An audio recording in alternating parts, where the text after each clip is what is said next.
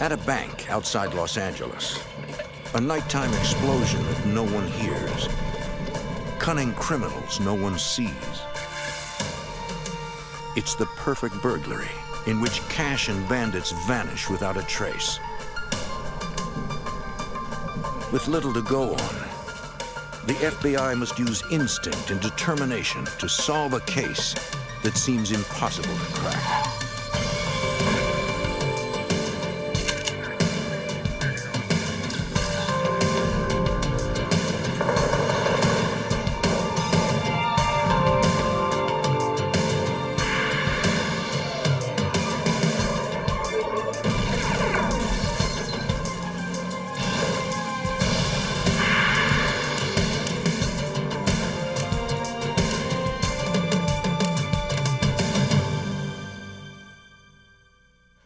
Bank robbery is a brazen yet simple crime. A mask, a gun, a note passed to a teller. But bank burglary is different. It takes skill to disable an alarm, to penetrate a locked vault. I'm Jim Kallstrom, former head of the FBI's New York office. In 1972, the largest bank burglary in U.S. history went down without a hitch. $8 million gone. Now agents must track a gang of sophisticated criminals with enough money to disappear forever.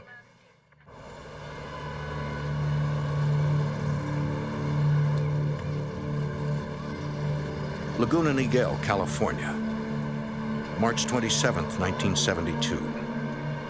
It's Monday morning at the United California Bank. Employees prepare to open for business.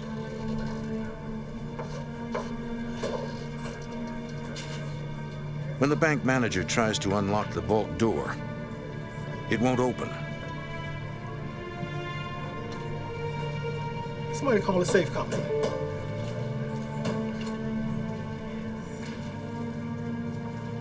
A technician from the vault manufacturer arrives 20 minutes later to check the door's locking system. He works for hours. The combination is right, the tumblers are in place, but unexplainably, even the expert can't get it open. It's not working.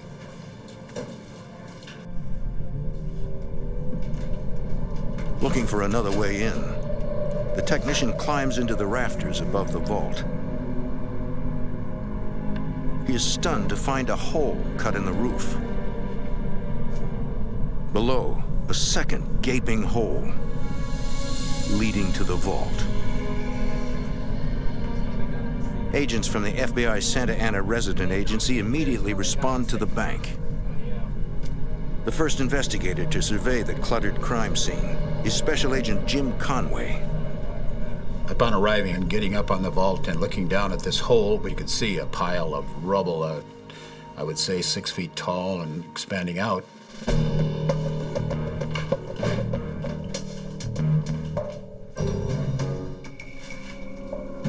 Once inside the vault, the technician discovers a screwdriver jammed into the lock's gears. Agents suspect the thieves wanted to delay the discovery of the crime.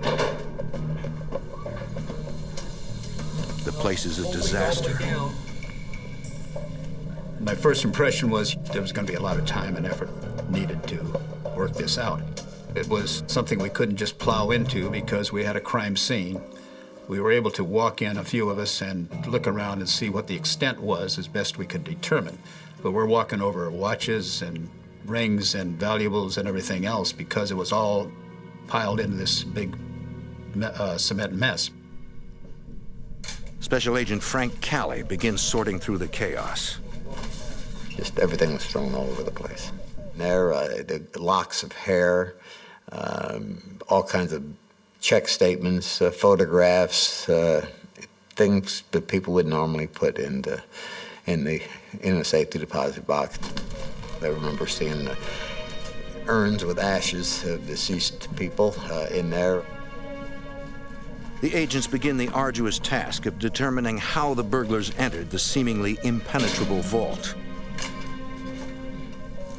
They notice dark soil and pieces of burlap mixed with the cement rubble.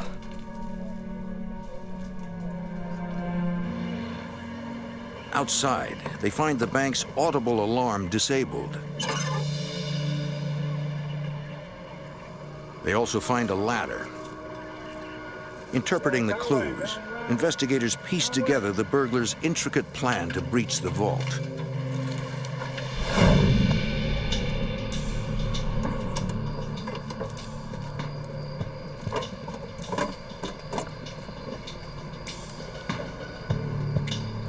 They disabled the alarm by injecting it with liquid styrofoam. It hardened, freezing the clapper in place and rendering the alarm useless.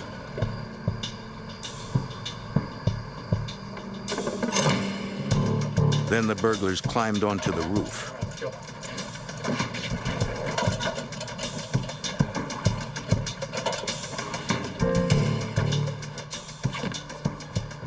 Investigators find tape on a rooftop outlet, suggesting the burglars used the bank's electricity. When agents cannot find fingerprints on the tape, they conclude the burglars wore gloves.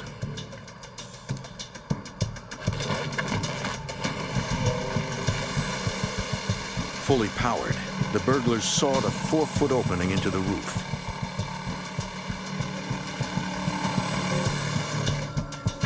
Good, good. All right, we're in.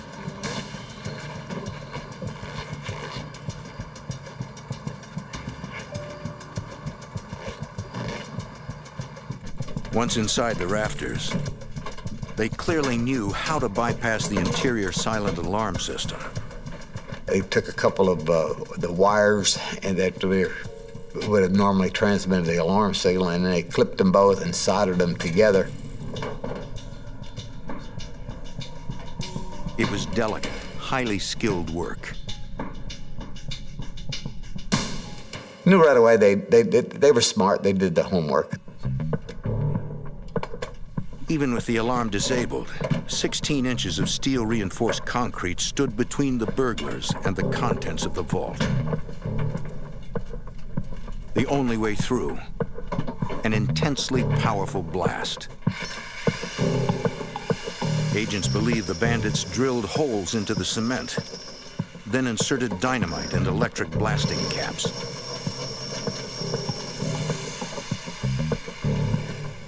The blast had to be precisely directed to blow through the cement without injuring the burglars or attracting attention. Agents conclude that the burlap fragments in the soil in the vault indicate that the burglars came prepared. They placed the burlap bags over the explosive, not only to muffle the sound, but also it would direct the charge into the vault itself and keep the charge going into the concrete where they wanted it rather than coming back out where they were.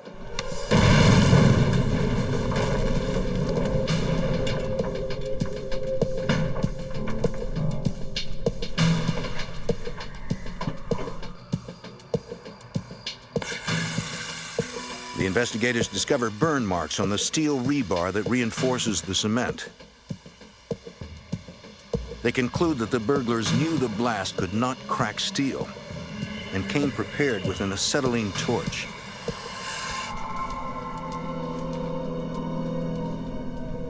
Agents turn their attention to assessing the total loss. Bank officials report $50,000 is missing from cash drawers. But the thieves were not content with the cash. They took the time to break into 458 safe deposit boxes.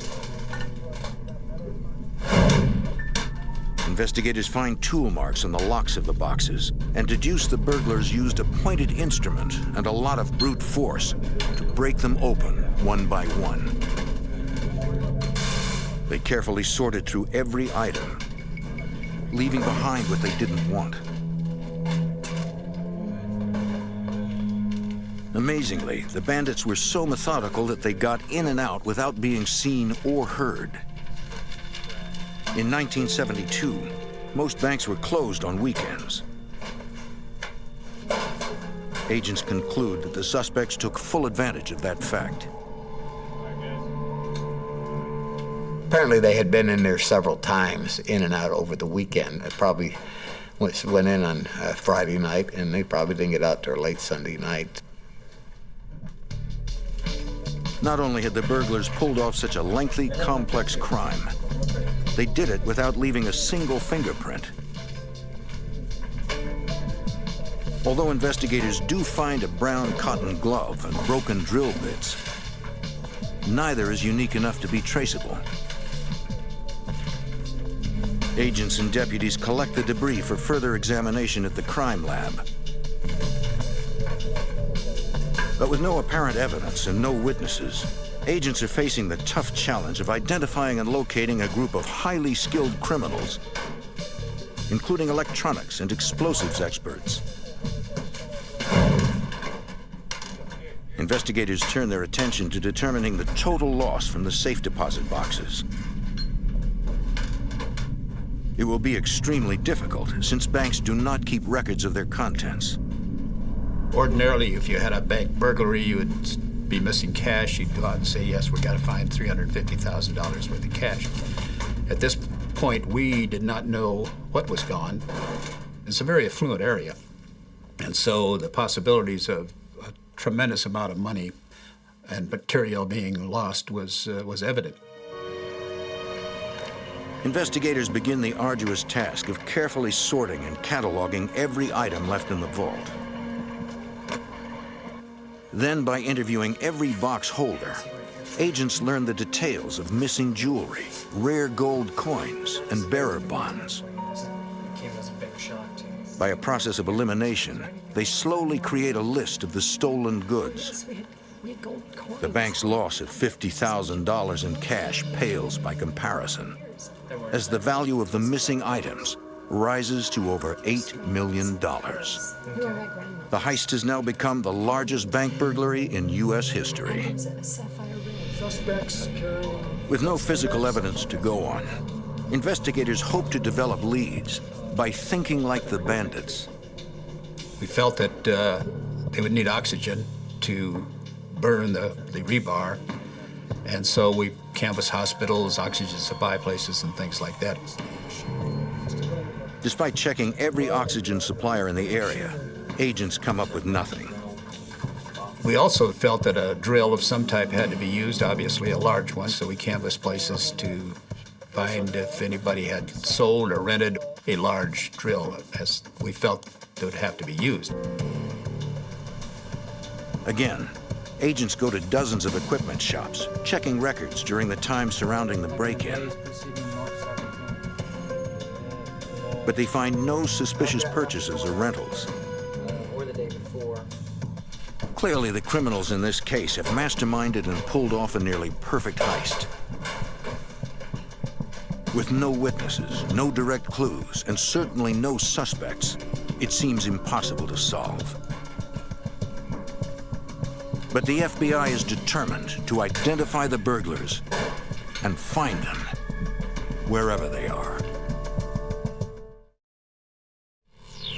In March 1972, a professional crew of burglars blasted their way into a bank vault in Laguna Niguel, California, near Los Angeles.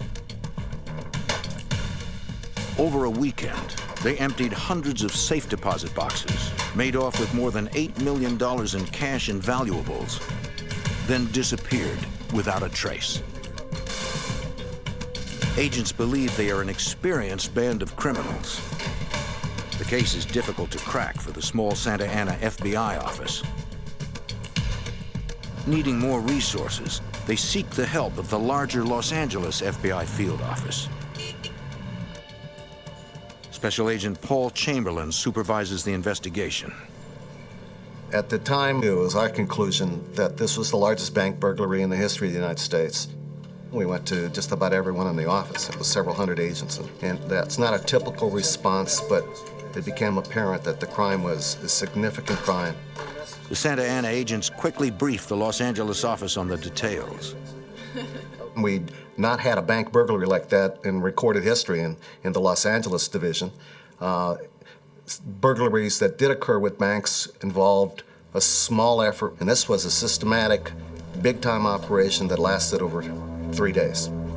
Since the burglars seem to be highly skilled professionals, yet have not struck Los Angeles before, agents conclude that they're probably from out of town.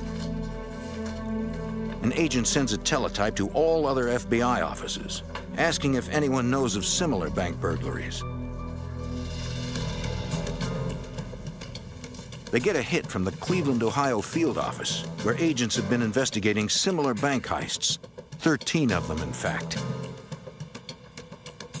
The description of the California burglary immediately strikes a chord with them, including Special Agent Buddy Nix. We knew from the modus operandi, the MO, the outside alarm had styrofoam spray placed in it to keep the audible alarm from activating, the fact that it was a roof job, the fact that the alarm system had been bypassed were all indications that bank burglary crews in Youngstown very well may have been involved. The Ohio agents believe the 13 Ohio bank heists were committed by the Youngstown Erie Bank Burglary Group, a loose association of criminals tied to organized crime. The California agents were right. These are no small-time crooks. Youngstown at that time was just a mecca for organized crime activities. I mean, they controlled the illegal gambling businesses, and they were, very much involved in interstate transportation of stolen property and tractor-trailer thefts, and there were burglary crews that were operating. And there were a lot of very sophisticated burglaries that were taking place at that time. As part of earlier investigations, the Youngstown, Ohio agents have identified nearly 100 men believed to be part of the burglary group. They've collected intelligence on each of them. Agents send the men's names and mugshots to the Los Angeles FBI. There, investigators try to narrow the list. Since the criminals must have traveled to California, agents check airline passenger manifests from around the time of the burglary. Without the benefit of modern computers, it is a time-consuming process done by hand.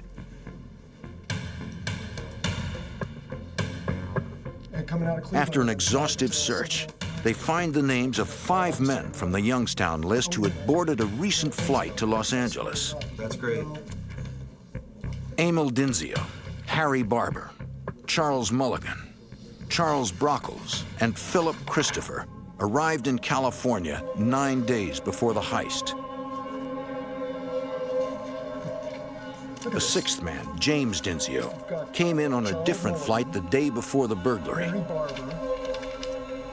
Finally, agents have developed suspects. Dinzio and his brother, Emil Dinzio. Agents review the intelligence gathered on the 6 members of the burglary group.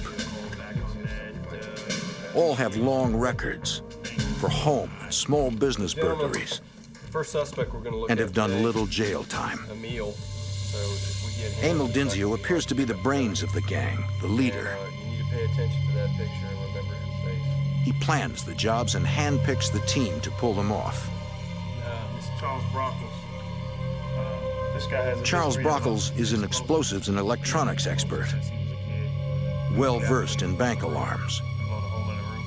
Here in the files. Agents believe Philip Christopher is a lookout for the gang. All right, he's known for his expertise in bank robbing. The other gang members are all relatives of the leader and probably help with the grunt work. Muscle of the group, Oliver James. There's Emil's older brother, James, His face only a mother could love. and Charles Mulligan, Emil's brother-in-law. Here, you're gonna really appreciate this guy. Yeah, There's also Emil's nephew, Harry Barber. Okay. Why don't you take a look at this guy? The men are all seasoned professional criminals, well-connected in organized crime. Mr. Harold Barber, he's a lowlife. The Youngstown, Ohio FBI has linked them circumstantially to many bank burglaries, but never had direct evidence. All right, and he's The a charges lowlife. never stuck. He's a nobody, not a heavyweight, but we gotta. The only information that links the suspects to the crime is that they were all in Los Angeles at the time of the burglary. Agents begin the difficult job of tracking their movements, starting at the airport. We then canvassed and interviewed every cab driver at LAX that was working that day. That was a massive project.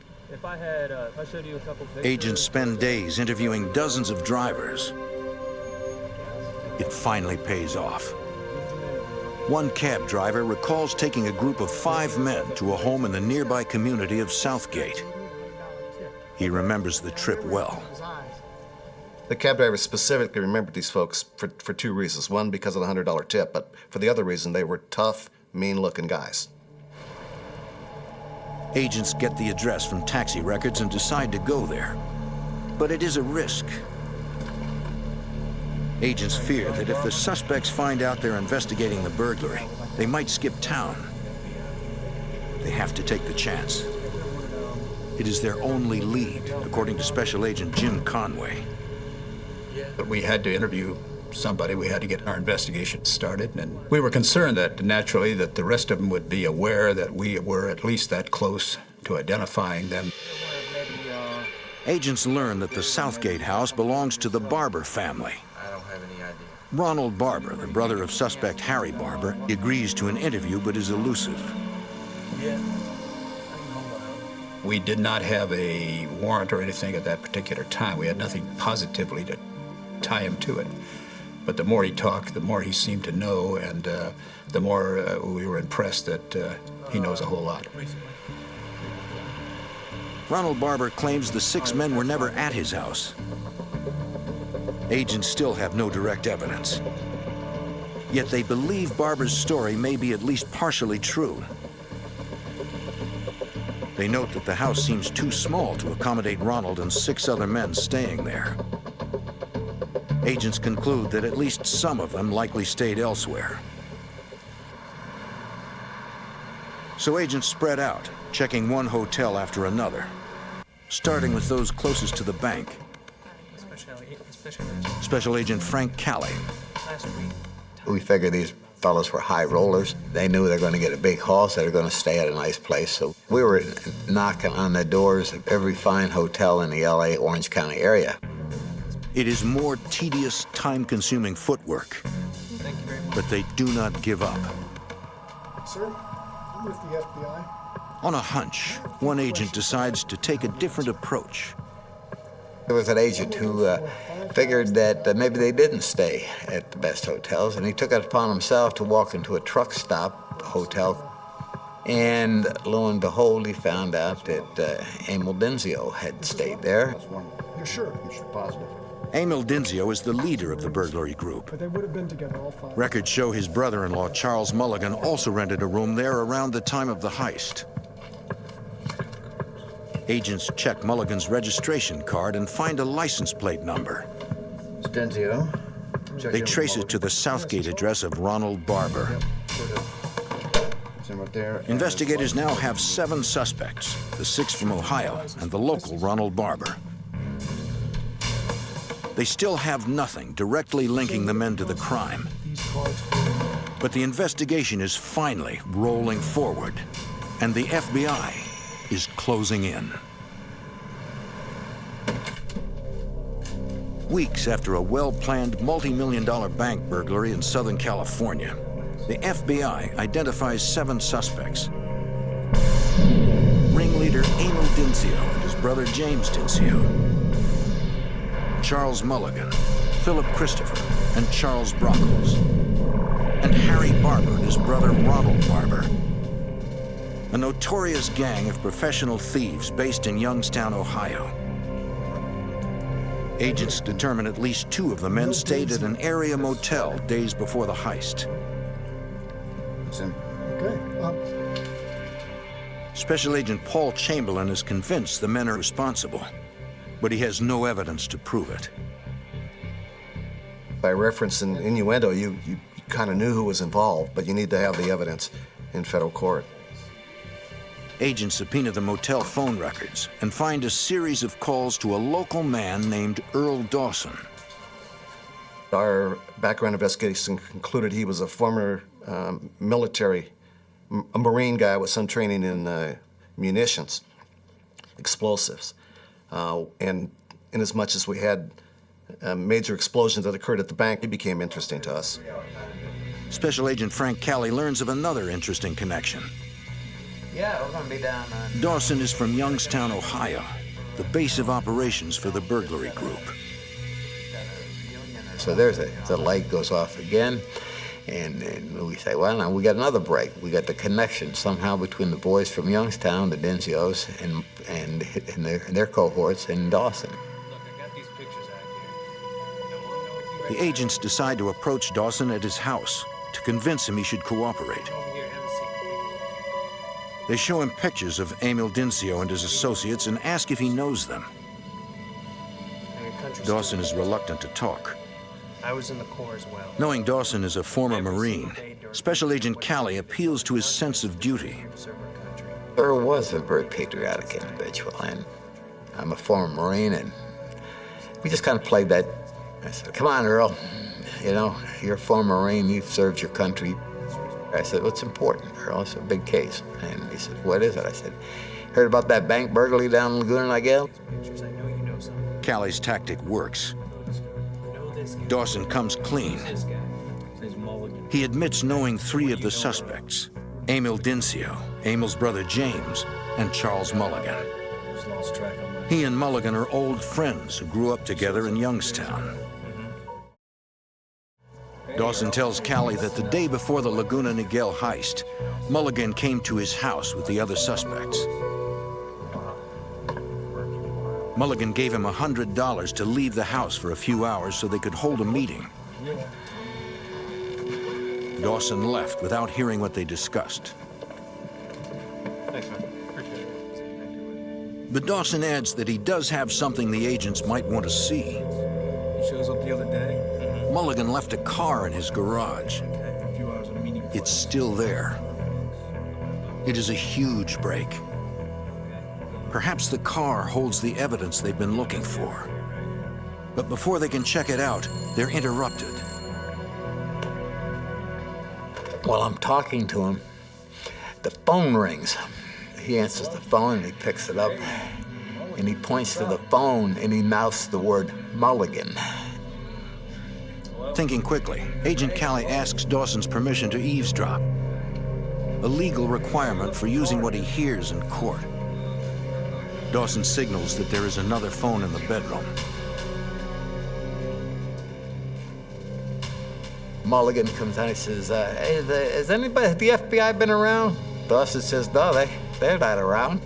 I think I almost had to laugh myself at the time listening to this. He's playing a beautiful role out there. He's really flip-flop. He's on our side now.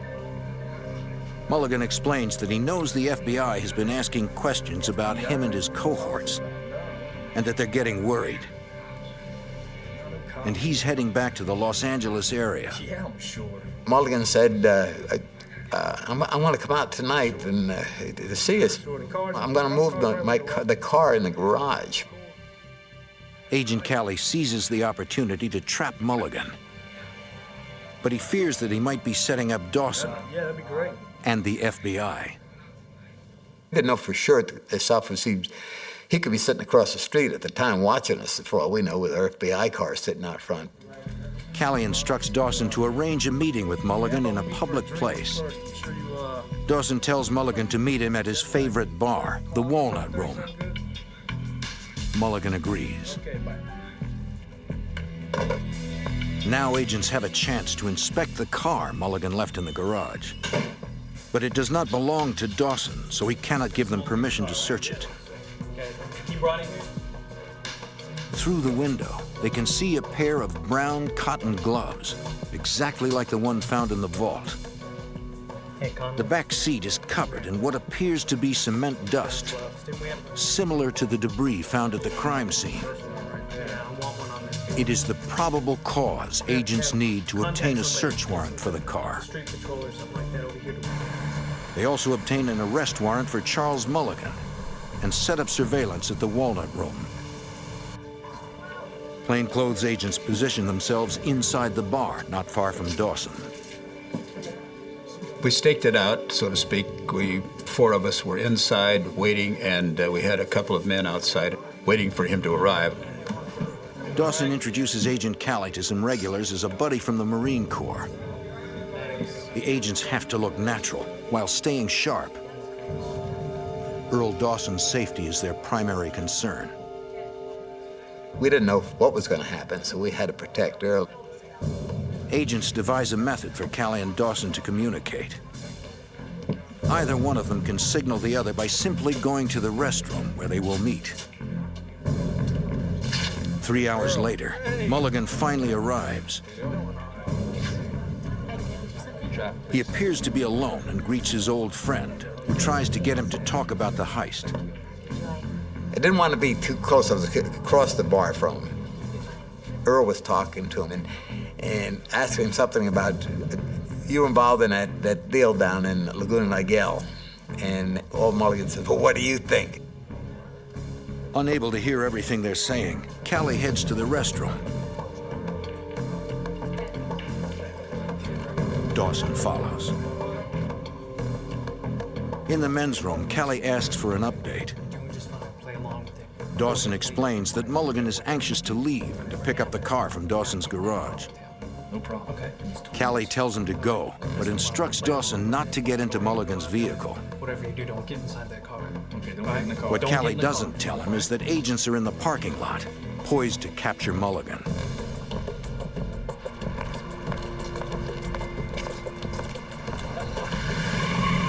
Agents finally make the first arrest in the case. As they take Mulligan into custody, they pretend to arrest Dawson as well to mask his involvement with authorities. Mulligan is charged with bank burglary. He does not resist arrest. But when agents try to question him, he refuses to talk. They hope to find answers in the car he was trying to pick up. Agents return to Dawson's house and search the car in the garage.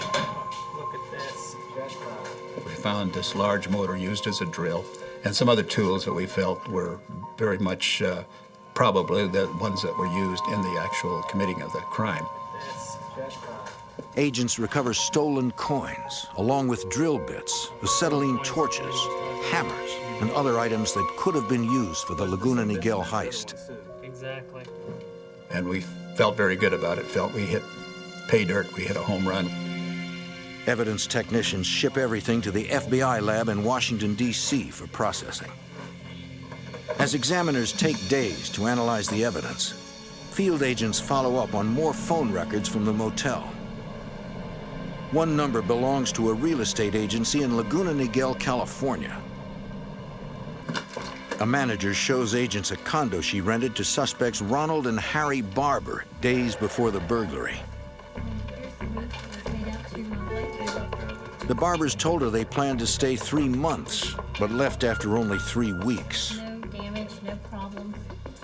She was able to put the day that they got there and the day they left together for us. This was rented to Ronald Barber. The men moved out suddenly on March 27th, the day the crime was discovered. He rented it for 3 months. The manager gives investigators permission to search the condo, which is within sight of the targeted bank.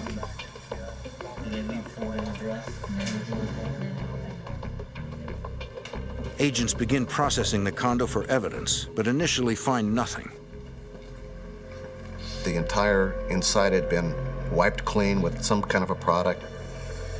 It seems the suspects were as meticulous there as they had been during the burglary. There was no evidence recovered at the bank of any value, and therefore, it was not surprising to see a place that had been wiped down. It appears as if they had done everything to ensure there was no evidence. They'd done just about everything right.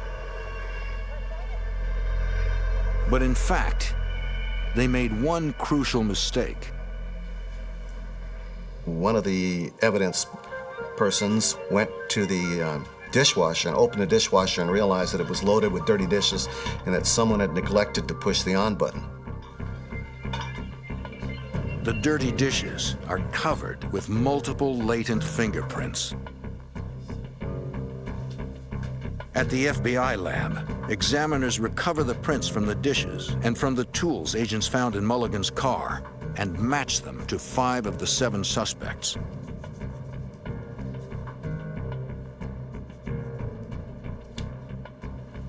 Toolmark experts examine the damage on the safe deposit boxes and compare them to the striking point of a snout-nosed hammer from Mulligan's trunk. they report another match. The FBI's case is gaining momentum with good circumstantial evidence and one suspect in custody. All right. Now agents must find the other 6 and enough evidence to put them away for good.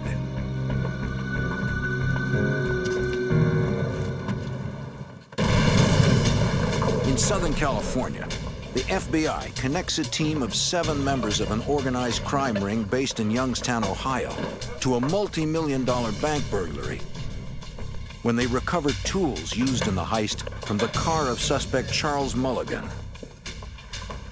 Mulligan's arrest puts the investigation into high gear, according to Special Agent Paul Chamberlain.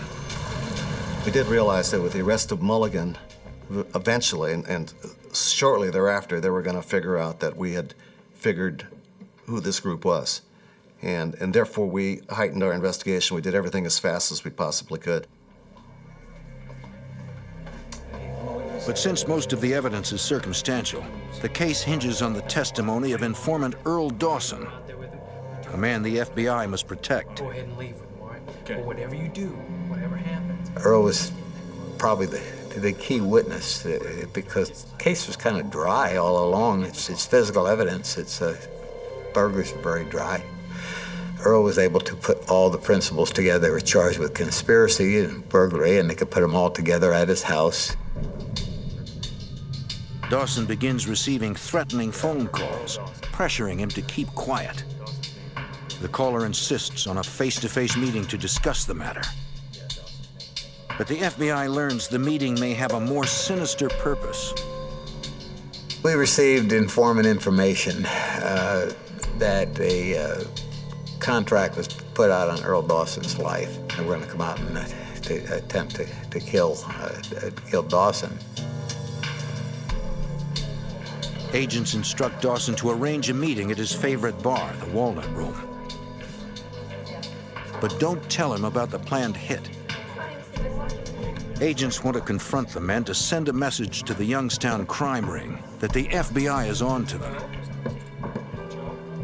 Agents are confident that they can protect Dawson as long as he stays in a public place. I told him, Earl, don't leave this bar. Whatever you do, don't go any place with this. You don't ever leave that room. You stay right in that bar. As before, if either Dawson or Callie needs to communicate, they will meet in the restroom. The alleged hitmen arrive.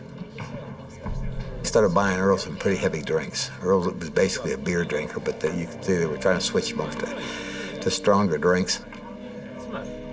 When Dawson starts to look concerned, Callie heads to the restroom. Come on, hurry up. Get him right out of here. Dawson tells the agent he's scared. The hitmen want him to leave with them. I said, Earl, you're not leaving this place with him. Leaving, you're not leaving. Agent Callie tells Dawson to wait in the restroom. Listen to me. Stay right here, and I'll be right back to get you. All right. Just stay right here. Okay. Hurry up. The agents finally approach the men. They say they know what they came to do. It's time to get out. Let's go. To the hitmen, the message is clear. Stay away from Dawson. They had no problem leaving. I went directly to LAX, where they were escorted by LA's finest to an aircraft, and they left Southern California. To keep Earl Dawson safe for good, the FBI decides to put him in the witness protection program. You're gone. You're not going to see Agents then go after the remaining burglary suspects.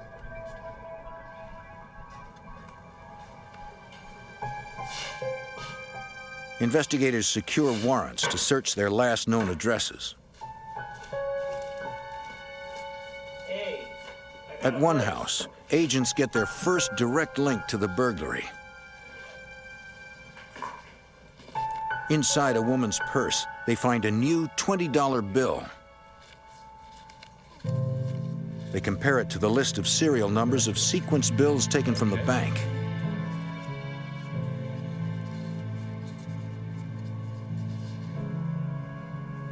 It's a match. Special Agent Buddy Nix of the Youngstown FBI office receives information from an informant indicating that these gang members had been known to bury the cash they stole until they could launder it safely. We identified about a 20 or 25 acre field that we had information that some of the loot was buried in. We dug in that field for days on end, and using picks and shovels and probes, and we finally rented a bulldozer. The land is adjacent to property owned by James Dincio. After more than a week of digging, Hey! agents hit the jackpot.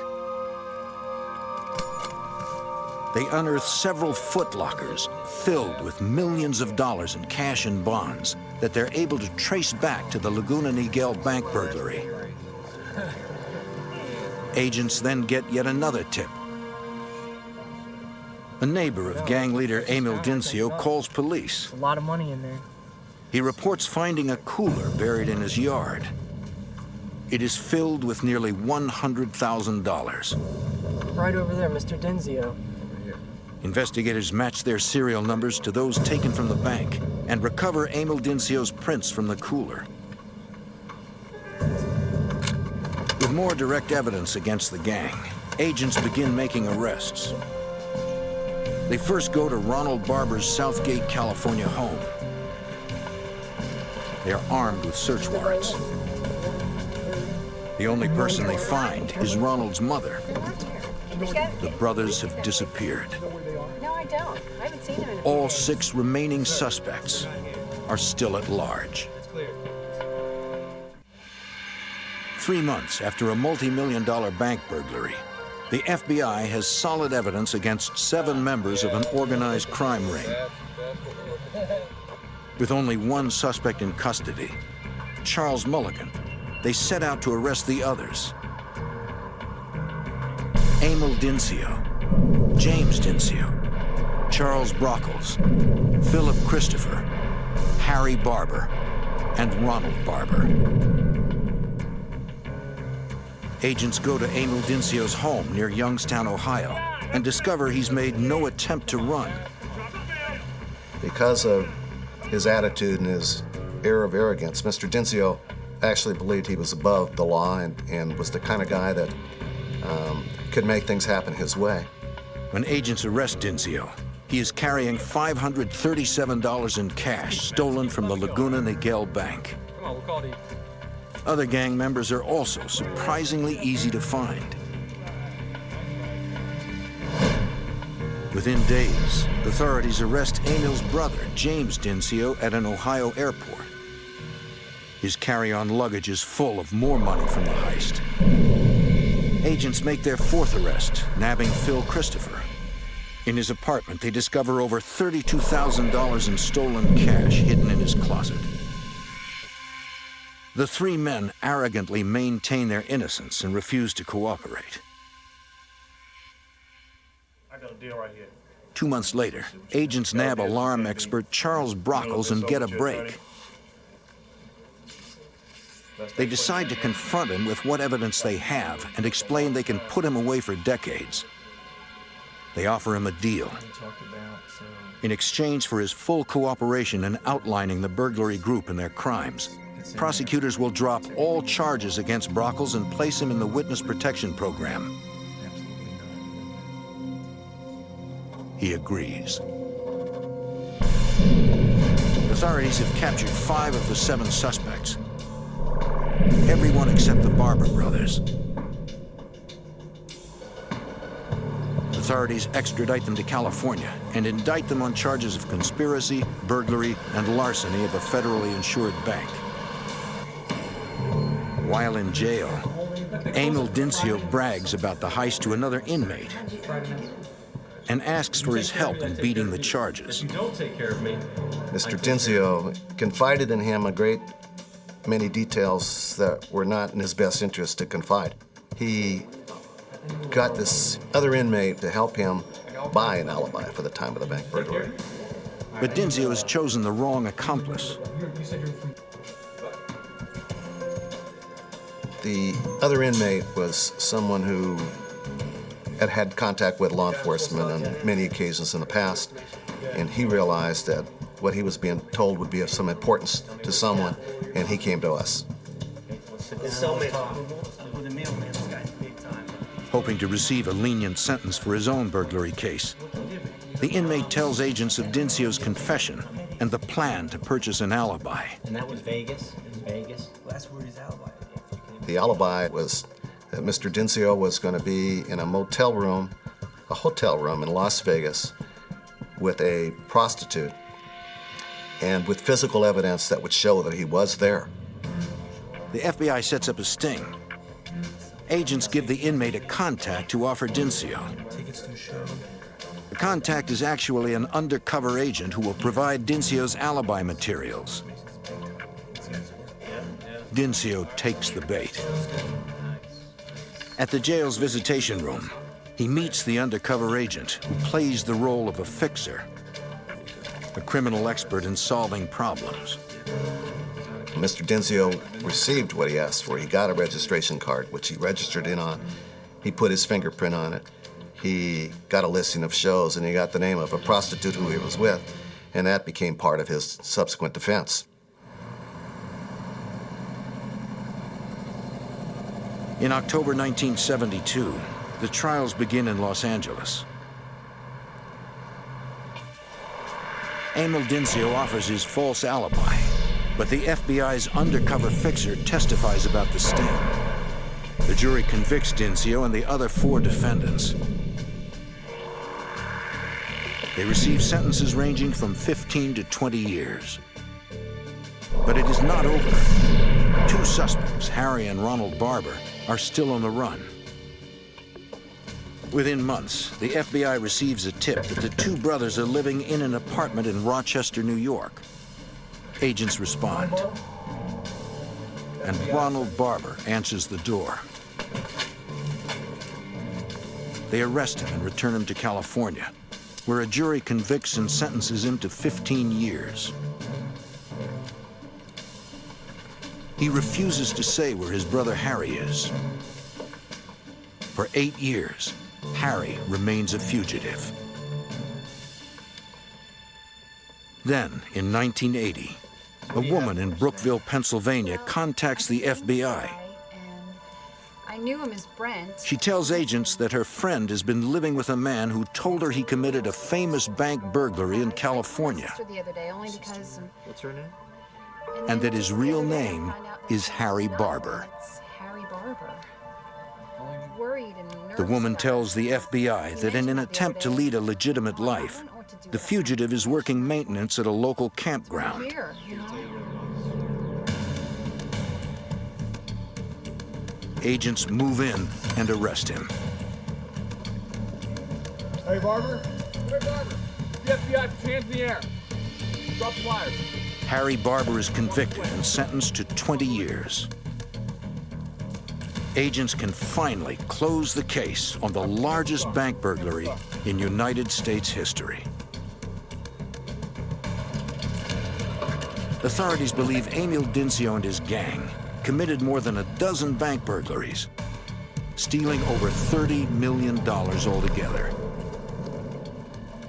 By putting them away, FBI agents from Ohio to California stopped one of the most sophisticated bank burglary rings of all time. In the summer of 1988, a wealthy Jackson, Mississippi woman disappeared from her home in broad daylight. The only clue left behind was a mysterious ransom note. The FBI and local police struggled to find answers in its cryptic message so they could find the kidnapper and retrieve the victim before her time ran out.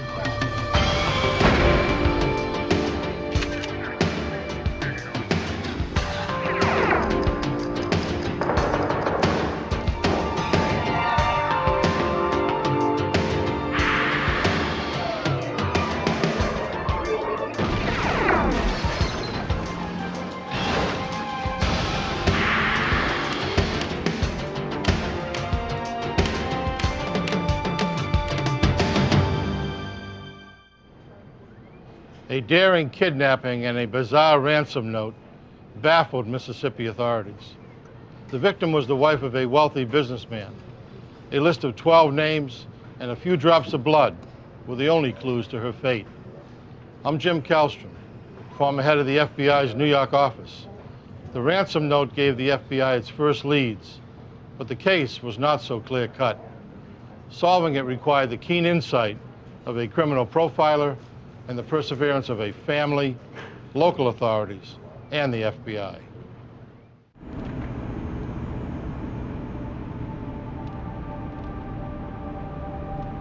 "6 a.m., July 26, 1988. The heat of a midsummer day would soon bear down on the southern city of Jackson, Mississippi. Like every weekday for the past 48 years, Annie Laurie Hearin had coffee with her husband Robert before he left for work. As early investors in oil, the Heirins had become one of Mississippi's wealthiest couples, with a fortune estimated at more than $100 million. That day, Annie Laurie Hearin would host her bridge club at home, the same house where she raised 2 children and lived with her husband since they were newlyweds. By 3:30, Mrs. Herin's bridge game was over and her friends had left. The housekeeper finished cleaning up after the card game and checked if Mrs. Hearin needed anything else. The 73-year-old woman said everything was fine. Annie Hearin planned to spend the rest of her afternoon reading until her husband returned.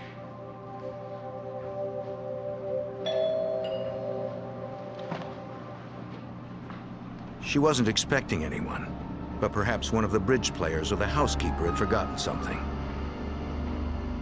Her husband wasn't due home for an hour. How are you, ma'am? I'm fine, thank you. How are you? Good. I got to see your husband. I have a letter. I'm back to see him. No, I don't mind waiting at all. Let me... Annie Laurie Hearin was on her own.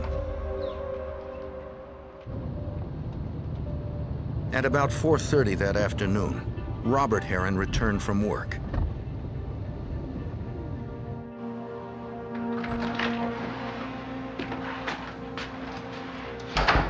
Annie, I'm home.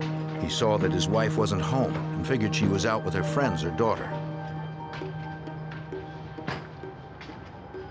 When she hadn't returned by 5:30, he thought it was strange that his wife of 48 years hadn't called or left a note. Annie. The house seemed to be empty. Annie.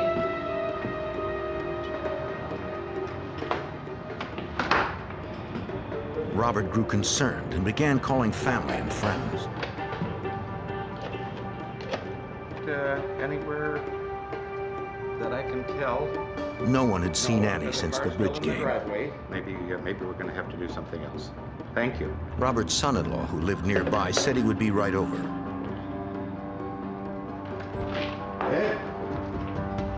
The son-in-law said he and his wife hadn't heard from Mrs. Herin that day. Oh, right here. Robert Hearin pointed out that when Annie left the house, she usually took her purse. I've looked everywhere. I called, But his wife's purse and shoes sat beside her reading chair. Her newspaper and glasses were nearby. Neighbors, you know, we're just... I just don't know what to say. Robert was worried since Mrs. Herin's medicine for a chronic intestinal disease was still in the bathroom. She would need to take it soon or she would not be able to absorb food. The men continued to search for some indication of where she'd gone. A piece of paper near the front door caught the son-in-law's eye. It was a ransom note without specific instructions. Annie Laurie Herin had been kidnapped. We've got to do something real fast. The note demanded that Robert Hearin pay 12 separate men before 10 days passed, but it didn't say how much or where to send the money. He was ordered not to call police, so he waited for a ransom call with instructions on getting his wife back. When none came by nightfall, he contacted the Jackson Police Department despite being warned not to. Officers secured the ransom note, hoping to keep any fingerprints intact. Processing the house for evidence, officers discovered a trace of what appeared to be blood on the front door frame. Laboratory tests would later reveal that it was blood, and that it matched Mrs. Hearin's blood type.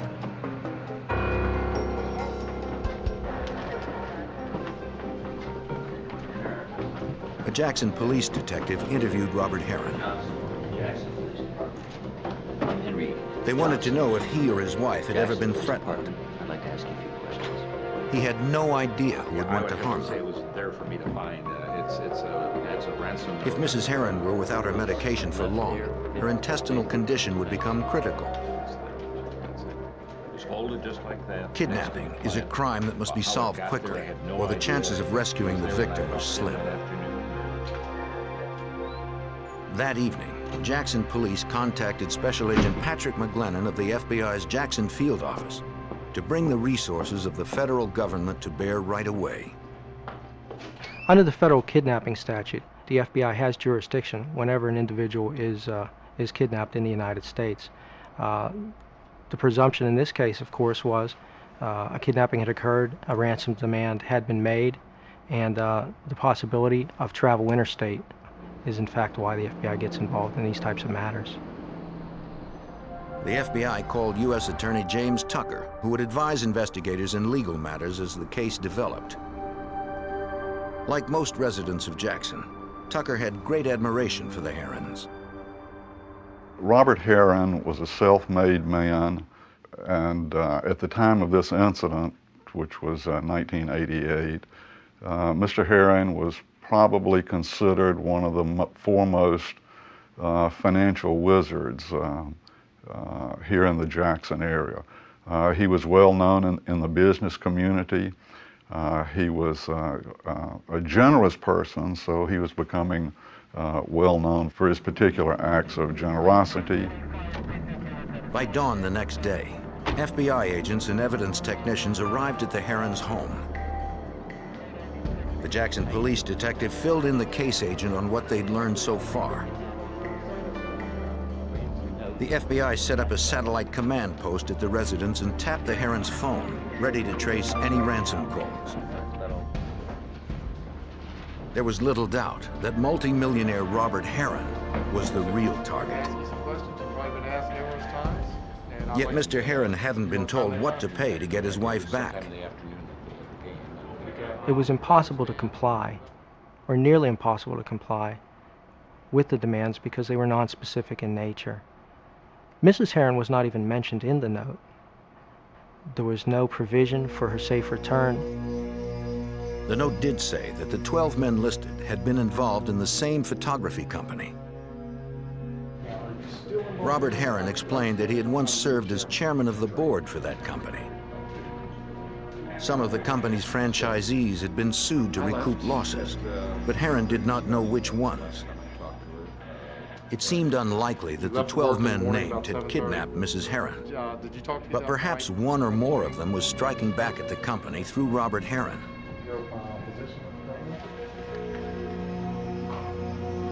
Technicians collected samples of all the writing pads and paper in the Heirins' home. They would compare the paper to the ransom note to see if it had been written on the stock from the house.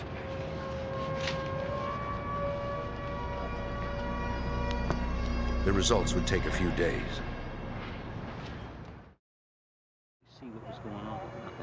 Investigators searched outside the house for hairs, blood, clothing, anything that might reveal the kidnapper's identity.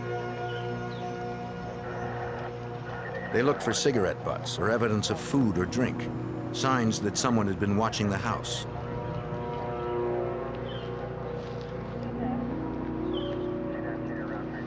They found nothing. Yesterday afternoon. Neighbors and domestic workers reported seeing nothing strange at the house the previous afternoon, and no one had seen Mrs. Hearin leave. Quiet neighborhood, we should. The next day, agents continued canvassing the Heirins' neighborhood. Dr. Posey? They questioned a doctor who lived down the street. Detective Johnson, Jackson Police Department would like to ask He said that he had seen something in the neighborhood recently that might be related to the kidnapping. 2 weeks earlier, the doctor was going to run errands when he drove past a white van parked near his house. From that position, anyone in the van would have a clear view of the Hearin house. Around here? Yeah, about 50 blocks. At first, the doctor thought nothing of it. But when he'd returned home hours later, the van was still there. Thinking the driver needed help, the doctor offered his assistance. Can I help you with anything? Wondering if you need some help. The driver responded by asking if there was a law against parking in the neighborhood. It was an odd response, enough to make the doctor remember the incident. Thank you, sir. If you think of anything else... He said the van drove away minutes later. Thank you, Dr. Posey. Agents continued to canvass the Hearin's neighborhood and found another neighbor who had seen a white van on the street 3 months earlier. The other neighbor had seen a van similar to that described by the first individual, sitting almost directly in front of the Hearin residence in the very earliest days of April of 1988. She was suspicious enough of the van to get the license plate number.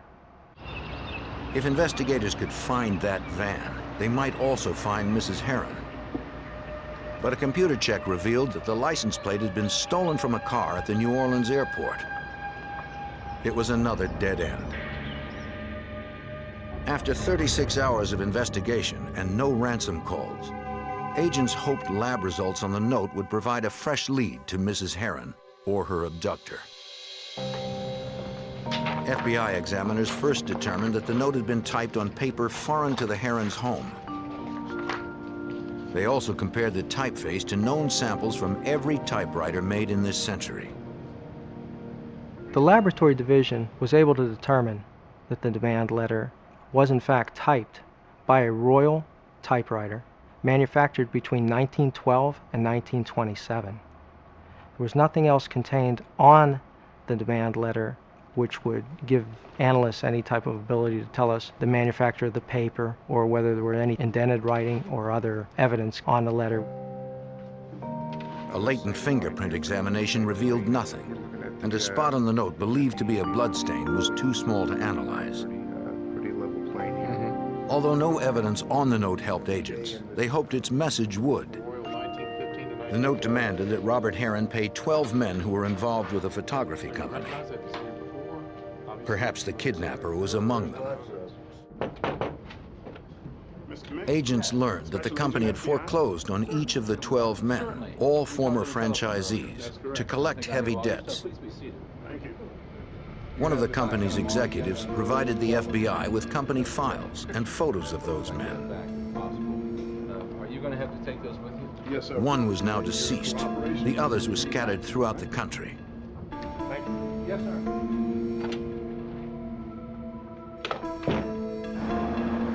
At the FBI's Jackson field office, agents split up the 11 names and began to review the files and photographs.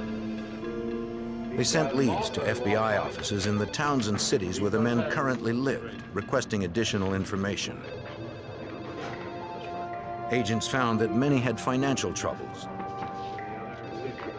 They tried to ascertain if those men had traveled near the Hearin neighborhood when the white van was spotted there, and again recently when the kidnapping occurred. FBI agents across the country began covert surveillance on the former franchisees.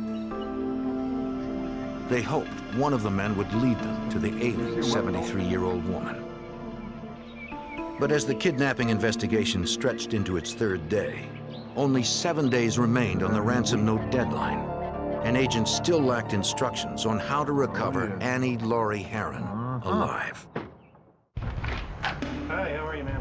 3 days had passed since Annie Laurie Hearin, an elderly grandmother, had been abducted from her Jackson, Mississippi home in broad daylight. The FBI continued surveillance on 11 men named in the ransom note found inside the Hearin's home. Agents couldn't confront the men. A frightened kidnapper might harm the victim. Special Agent Patrick McGlennon hoped one of them would lead to the missing woman. We wanted to determine if they were traveling even small distances from their residences or business. We wanted to see if they perhaps were keeping Mrs. Hearin at a remote location where they might have to provide food, water, other conveniences for her, that they wouldn't want to be too far away from the victim. Despite the efforts of dozens of agents around the country, they discovered no direct leads to Mrs. Herin's whereabouts.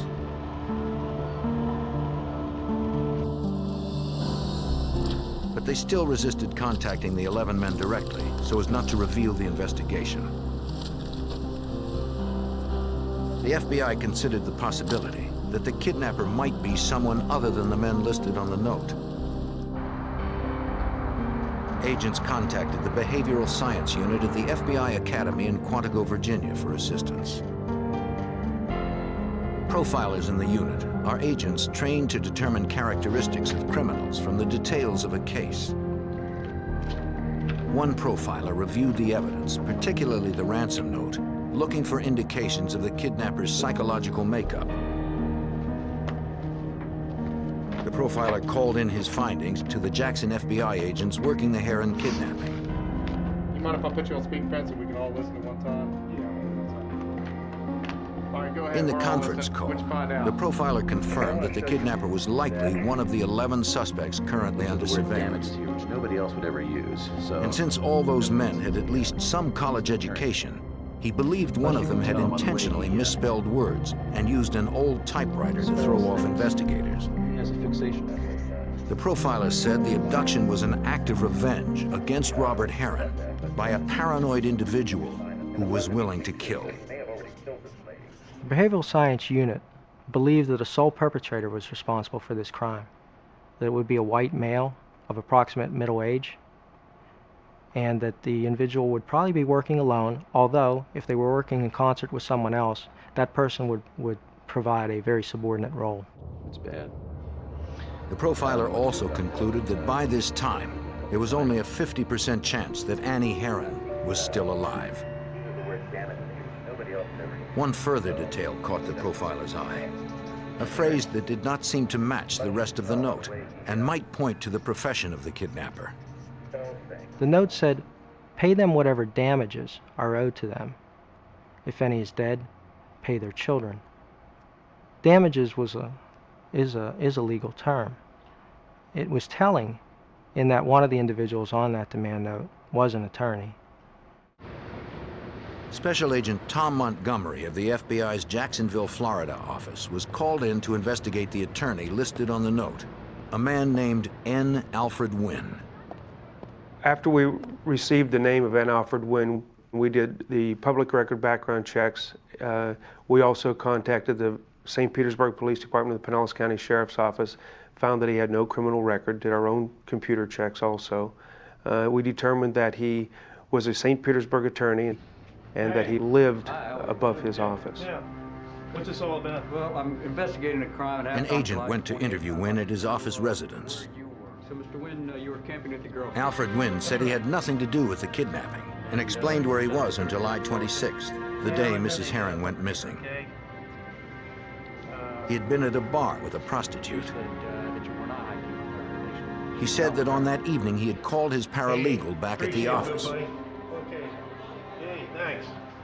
He asked the employee to meet him at the bar to lend him $100 so he could go home with the prostitute. We got a deal, sweetheart. It's big time. How about you? The paralegal promised to be right over. Come on. Hey. Winn said he and the prostitute went outside. Yeah, girl. Hey. Okay. He stalled for time as he waited for his paralegal to show up with the money. The two were in Winn's car when his assistant arrived.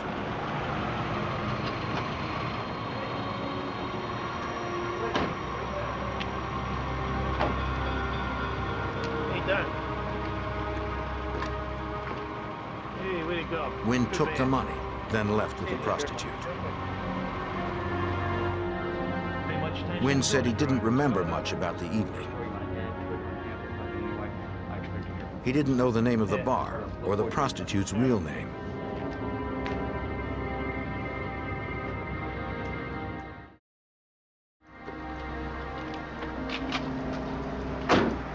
The next day, agents checked the alibi with Winn's paralegal when the attorney was out of the office.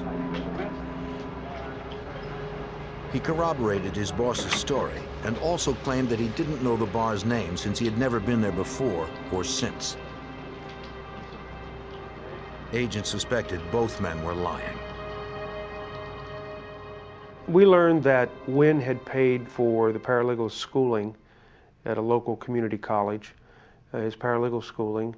We had learned that he was working for basically a very minimum salary, and there was a lot of allegiance between the paralegal and Mr. Winn. Talk to his girlfriend. Later, an agent re-interviewed Winn's paralegal, explaining their suspicions. Didn't go camping with Mr. Winn. He maintained that he had met Winn at the bar on the same day of the kidnapping, though he did reveal something new about his boss. He said that Winn's legal battle with the photography company had begun when the company foreclosed on him 7 years earlier, and that he had fought the lawsuit with a vengeance.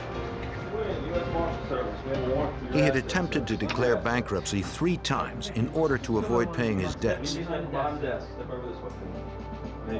Under a court order to recover the money, the U.S. Marshal's Office had confiscated Winn's valuables, including 1,000 shares of expensive stock.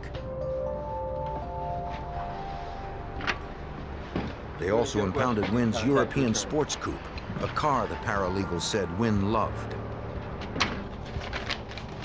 In addition, they put his St. Petersburg office up for auction. On July 6, 1988, less than 3 weeks before Mrs. Hearin disappeared, Winn had been notified of an eviction hearing. But he had refused to leave. The paralegal said that Winn had been furious, believing that the photography company had ruined his life. Going to get that date from me? You're going to check that The date? and get back with FBI me? wondered if the Still got my card? paralegal had been involved in the kidnapping. Okay. All right, thanks.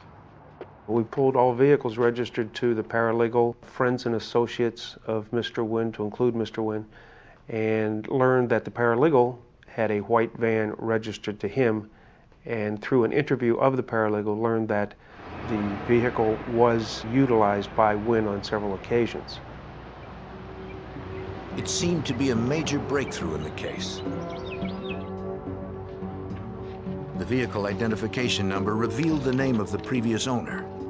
An agent went to interview her. You're right, it's just like you said.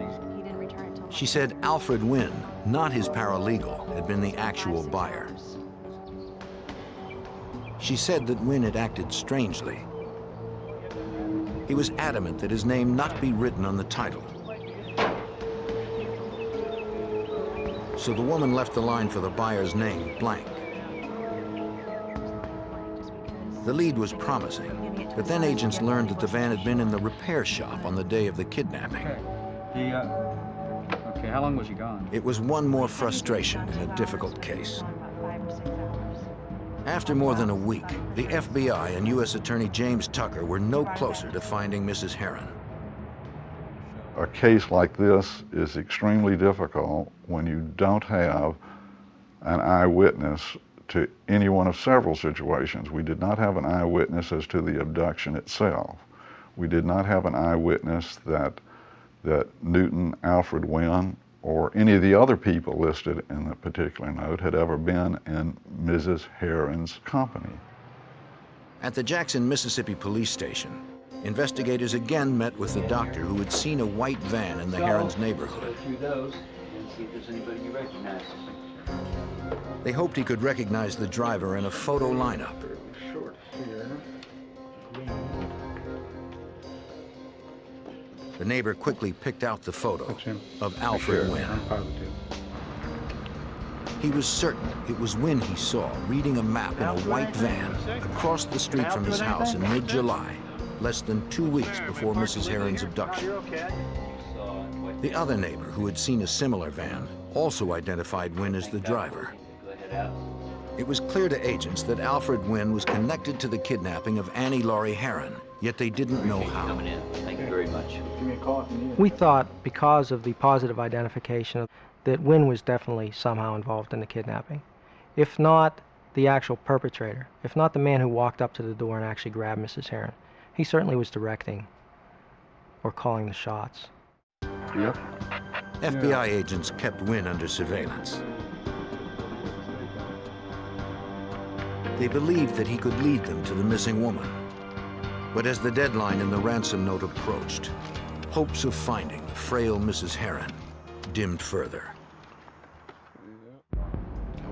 The day after the deadline in a ransom note, FBI agents and local detectives briefed the husband of kidnapped Jackson, Mississippi socialite Annie Hearin in preparation for a televised appeal for his ailing wife's return. We'll be able to do it. Okay, thank you. The note hadn't outlined specific steps to earn Mrs. Herin's release.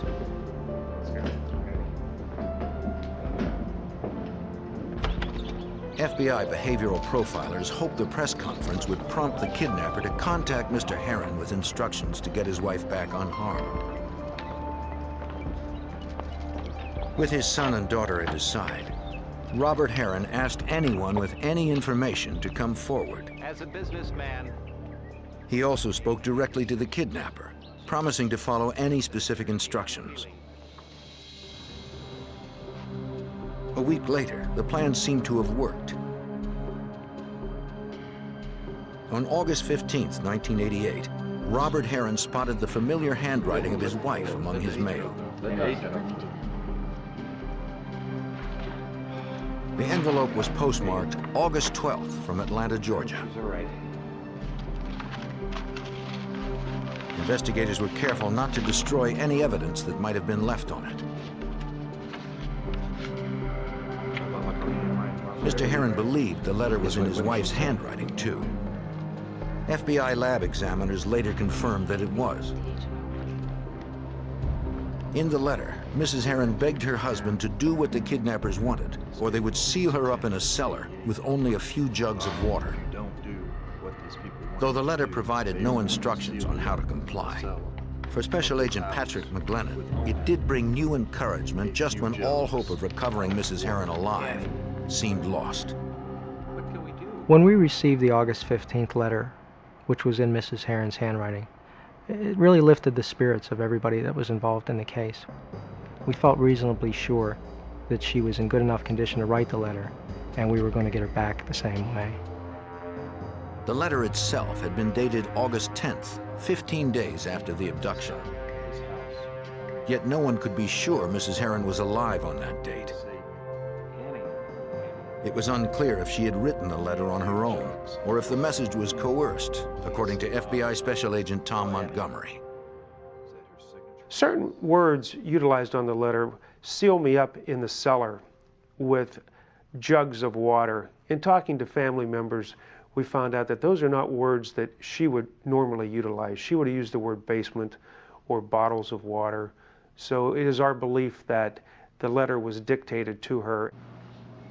If the letter had been dictated, both the message and the date could be false.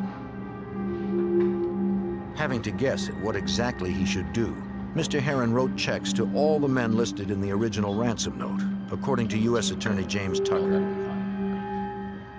He had already instructed his people to make efforts to determine what financial situations he had had with each of the people that were listed in the original note. So he had some idea at that particular point about how much money had been involved with each of those people. Mr. Herin settled on restitution, roughly equivalent to the amount the men had been ordered to pay in their franchise lawsuits. The total came to almost $1 million. Herin sent $145,000 to the prime suspect, Alfred Winn. Enclosed with each check was a note requesting the safe return of his wife. The FBI instructed the Postal Service to deliver the envelopes the next day.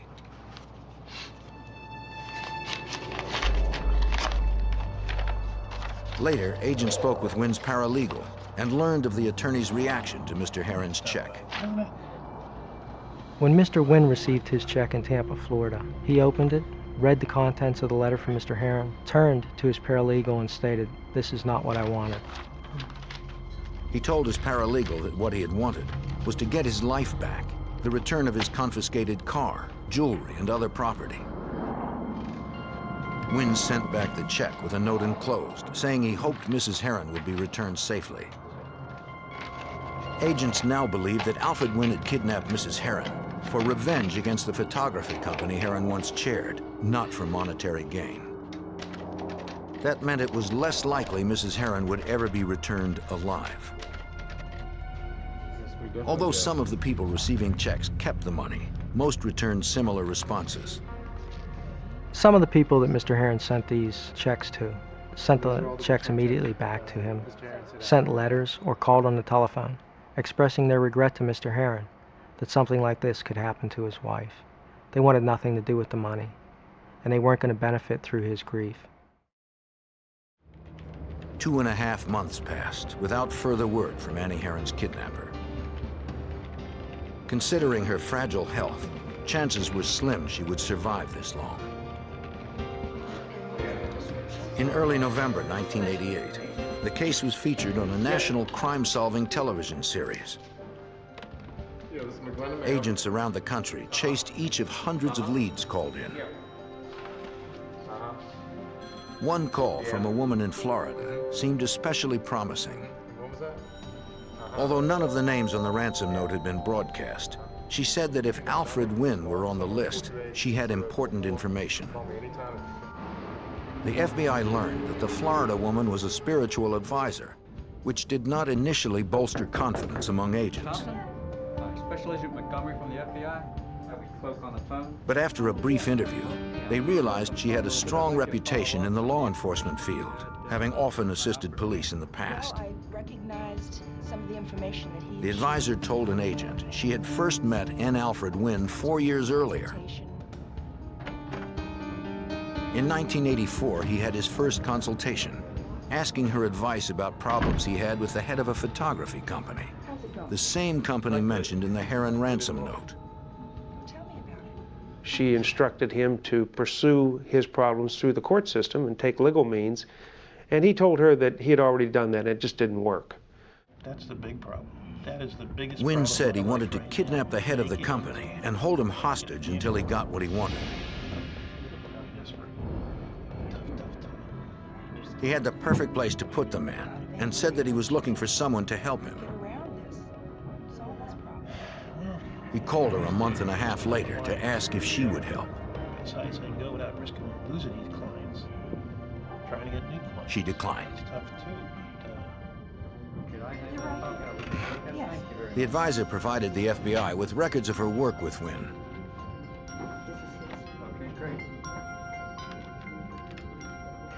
Once assured agents would protect her, she agreed to become a cooperating witness and promised to contact Winn to arrange a meeting. Anything else, or if you want to talk to me, if you want to think of anything at all that might be helpful, please give me a FBI technicians would wire her office for sound and video. Thank you for coming. Okay, my pleasure. Bye-bye. Our plan was to draw Mr. Winn into a face-to-face meeting with her and to have them discuss their prior discussions of this kidnapping of Mr. Hearin, as well as any of the other things that would verify exactly what he had said to her during their prior meetings. Alfred Winn took the bait. The monitored meeting took place in early December 1988. FBI agents watched as Winn approached the office. Agents hoped he would reveal the whereabouts of the missing woman.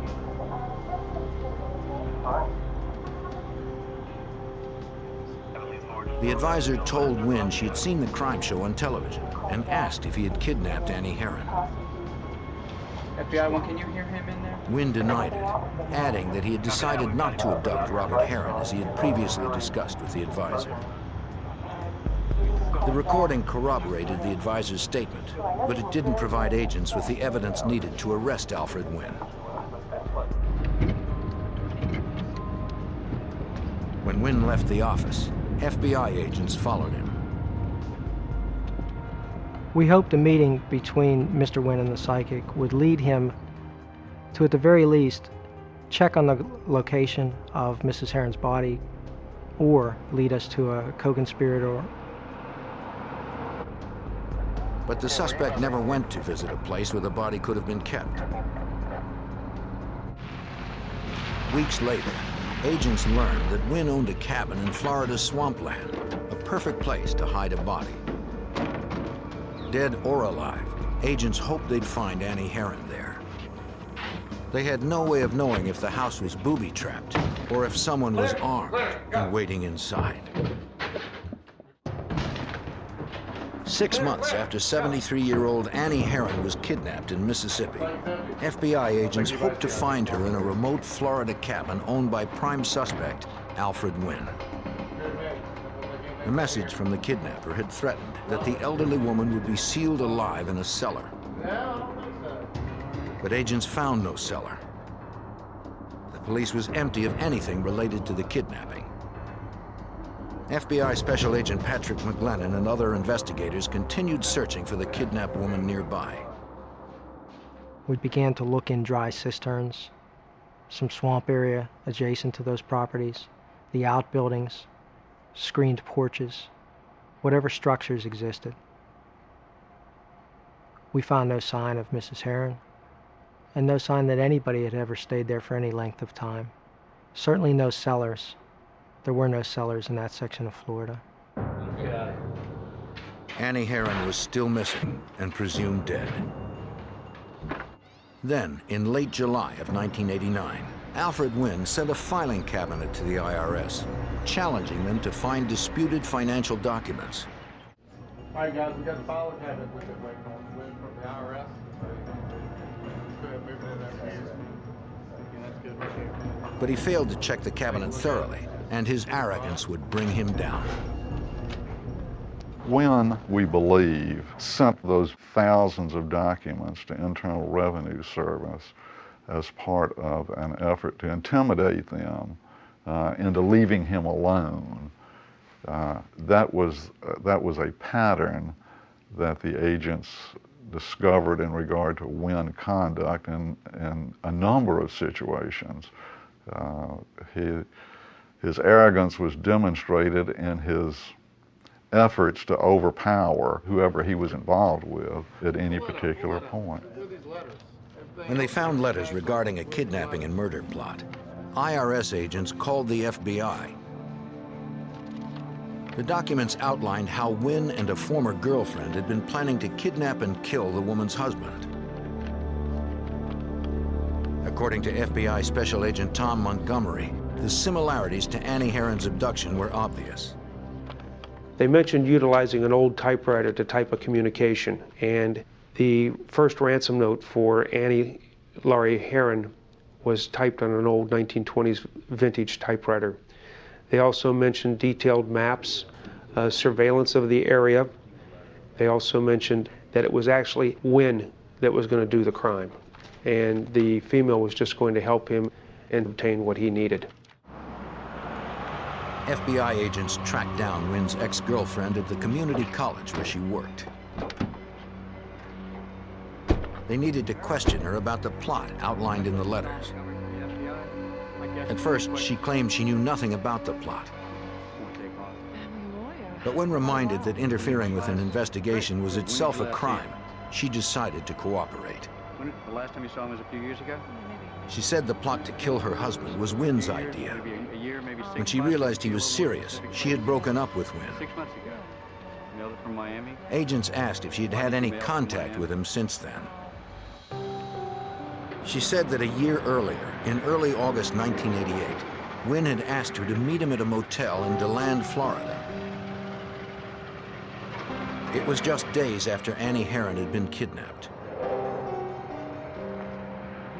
Winn acted paranoid, silently handing her a note that asked if her car was bugged and if she'd been followed.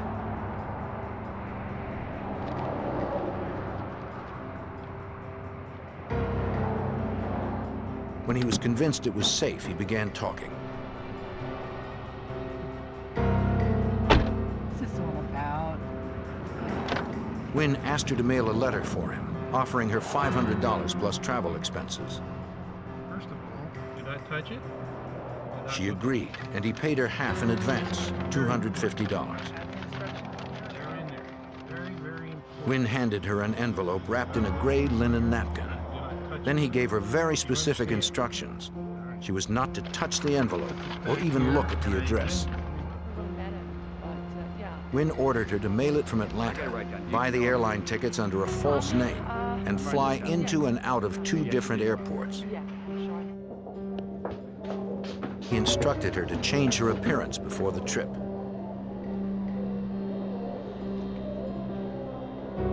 She complied, changing her clothes, jewelry, and hair in the women's restroom at the airport.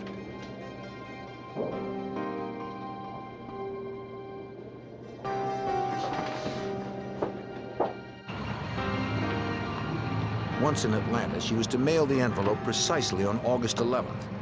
But the woman told agents it was late in the day when she made it to a mailbox.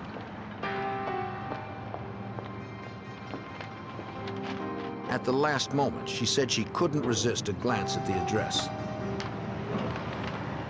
The letter, allegedly sent by Annie Hearin, was postmarked on August 12th from Atlanta. Agents showed the woman a photo of the envelope Robert Hearin had received. She immediately recognized the distinctive handwriting. It was the envelope she had mailed. She said that she had thrown away the napkin used to carry the envelope on a rural road. She offered to take them there once she finished work. That evening, she brought the agents to the area. Investigators knew there was little chance they would find the napkin on the roadside after more than a year, but they looked anyway. They needed it to corroborate her story. Against all odds, they found it. But they wanted an admission in Alfred Winn's own words.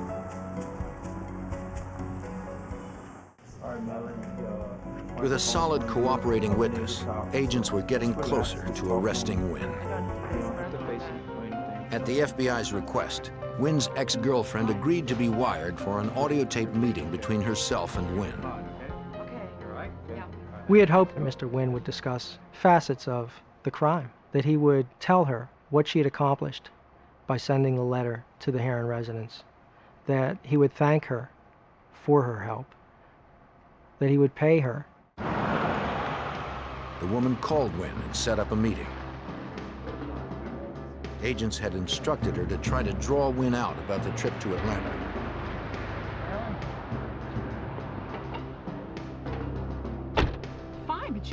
As hoped, Winn gave his ex-girlfriend the $250 he still owed her for mailing the envelope.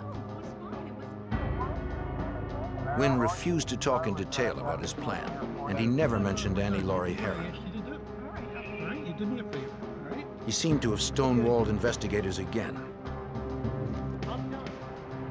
Convinced he was involved and desperate to find Mrs. Hearin, the FBI knew they had to arrest Winn soon.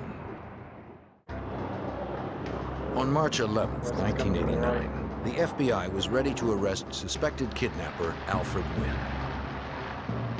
They set up a second meeting with Winn's former girlfriend who had begun cooperating with authorities.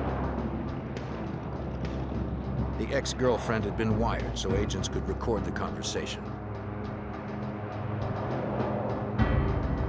They hoped Winn would say something incriminating about the kidnapping of Annie Hearin so they could charge him and recover Mrs. Hearin or her body.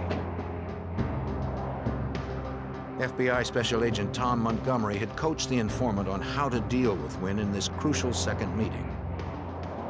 We had instructed her to become more aggressive in this meeting and to basically indicate to him that she was aware that she was involved in a criminal act, that she'd been watching television, and that she now realized that the letter that she mailed may in fact be involved in the kidnapping, may have been a second ransom note, hoping to elicit from him something to incriminate him further. Agents watched and listened as the woman pushed Winn about the Hearin kidnapping. The suspect soon became defensive and left the car without admitting any knowledge of the crime. Pull it out. Let's go, let's go, let's go. Agents knew it was time to make their move.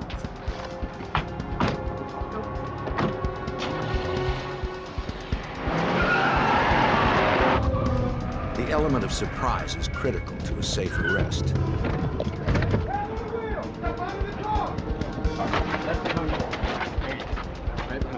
Alfred Winn was charged with conspiracy to kidnap, mailing a threatening communication, and perjury for testifying in front of a grand jury that he wasn't involved in the kidnapping. But agents still had no solid proof that he or an accomplice had in fact abducted Annie Hearin. In Winn's car, agents discovered several maps of Mississippi, one with a Jackson exit marked on it in pen and notes in the margin. Agents thought these might indicate where Mrs. Herin's body had been placed, but extensive searches yielded nothing. Securing a warrant, Florida FBI agents searched Winn's office. They needed physical evidence to prove Winn was involved in the abduction of Annie Laurie Hearin. Their hopes rose when they spotted a vintage typewriter. Special Agent McGlennon recalled that FBI examiners had determined the ransom note was typed on a 1920s-era Royal typewriter, the exact model recovered from Winn's office. This seemed to be a very significant break. In my mind, this was the typewriter upon which Winn typed the initial demand note that was left in the Herin's home. We sent it to the lab, fully expecting them to come back with a report saying, this is the exact typewriter that composed that letter. The FBI lab determined that the typewriter found in Winn's office was not the one used to type the ransom note. Agents believed Winn had planted a different typewriter to bring doubt to later prosecution. They had also found a business card for a van rental company in Winn's office. How you doing? The company owner said Alfred Winn had rented white vans 3 times. I'm the manager. Okay. Each time he had driven more than 500 miles, just 100 miles more than the round trip to the Herin's residence. Yes, I do, but I don't have a computer. The rental times did not coincide with the date of the abduction, but one did match the date when Alfred Winn was sighted in the Herin's neighborhood. U.S. Attorney James Tucker had little evidence to prove his case. He believed that Winn and his paralegal were lying about the suspect being with a prostitute on the day of the kidnapping. We went back and confronted the paralegal with this false alibi. The agents and I had a heart-to-heart talk with him, at which he decided that he better tell us that all that was a lie, and that Mr. Winn had in fact been out of his law offices and out of pocket during the entire time that the abduction occurred, which would have been the crucial dates, the 24th through about the 28th. This would help prove perjury, but it wasn't enough to charge Winn with the crime they were certain he had committed, the kidnapping and murder of Annie Laurie Hearin. The federal trial for conspiracy to kidnap began in Mississippi on January 29, 1990. Throughout the investigation and the 2-week trial, which occurred in Hattiesburg, Mississippi, Winn professed his innocence. But at the conclusion, a jury of his peers found him guilty for the crimes for which he was charged. N. Alfred Winn received the maximum sentence allowed: 19 years and 7 months for conspiracy to commit kidnapping. He has no chance of parole from the federal prison in Coleman, Florida. We have never to this day resolved where Mrs. Hearin is now, and the family deserves to know that. In fact, as far as this office is concerned, we still carry this as an open matter, and will continue to do so until such time as somebody steps forward and helps us out with locating where Mrs. Hearin is. Family deserves it. Mr. Robert Hearin died of a heart attack on November 28, 1990. In May of 1991, Mrs. Annie Laurie Hearin was declared dead to allow the settlement of the couple's estate. The Hearin family still hopes to someday learn what happened to their mother, to begin to heal their pain, and to finally lay her to rest. For nearly 2 decades, a mathematical genius with delusions of single-handedly destroying industrial society, planted or mailed powerful bombs to unsuspecting, innocent victims. It was a spree of mayhem that killed 3 and wounded over 24. In the largest and most expensive investigation in FBI history, agents spent 17 years hunting for the elusive terrorist known as the Unabomber.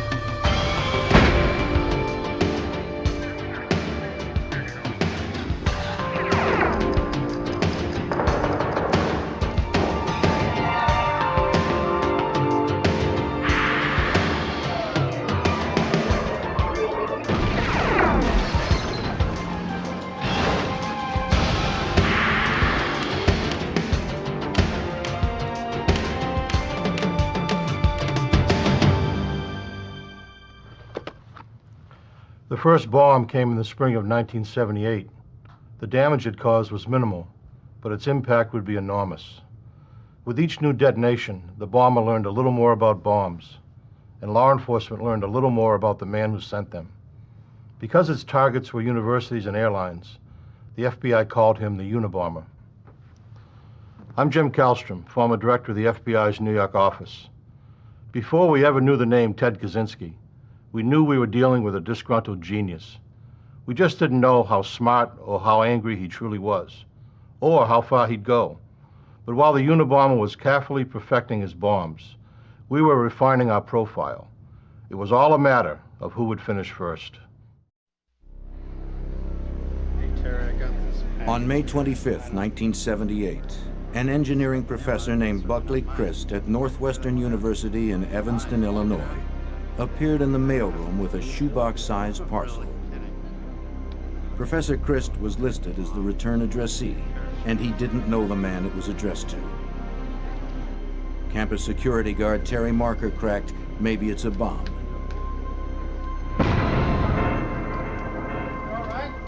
As bombs go, it wasn't much of one.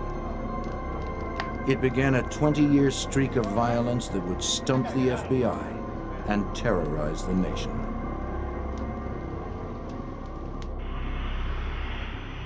On November 15, 1979, American Airlines Flight 444 took off from Chicago, bound for Washington, D.C.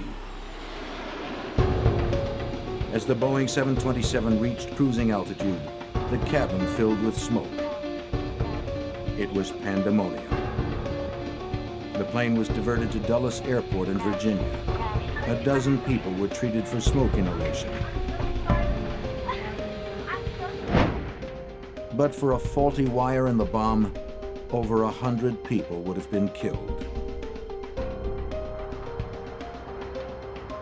Bombing an airliner is a federal offense. The FBI was called in. FBI agent Chris Ronay examined the evidence of the airline bomb.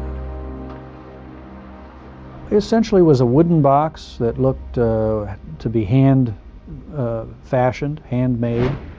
We found that it contained a barometric switch and some other initiating components, batteries, wires, and a container for the explosive charge.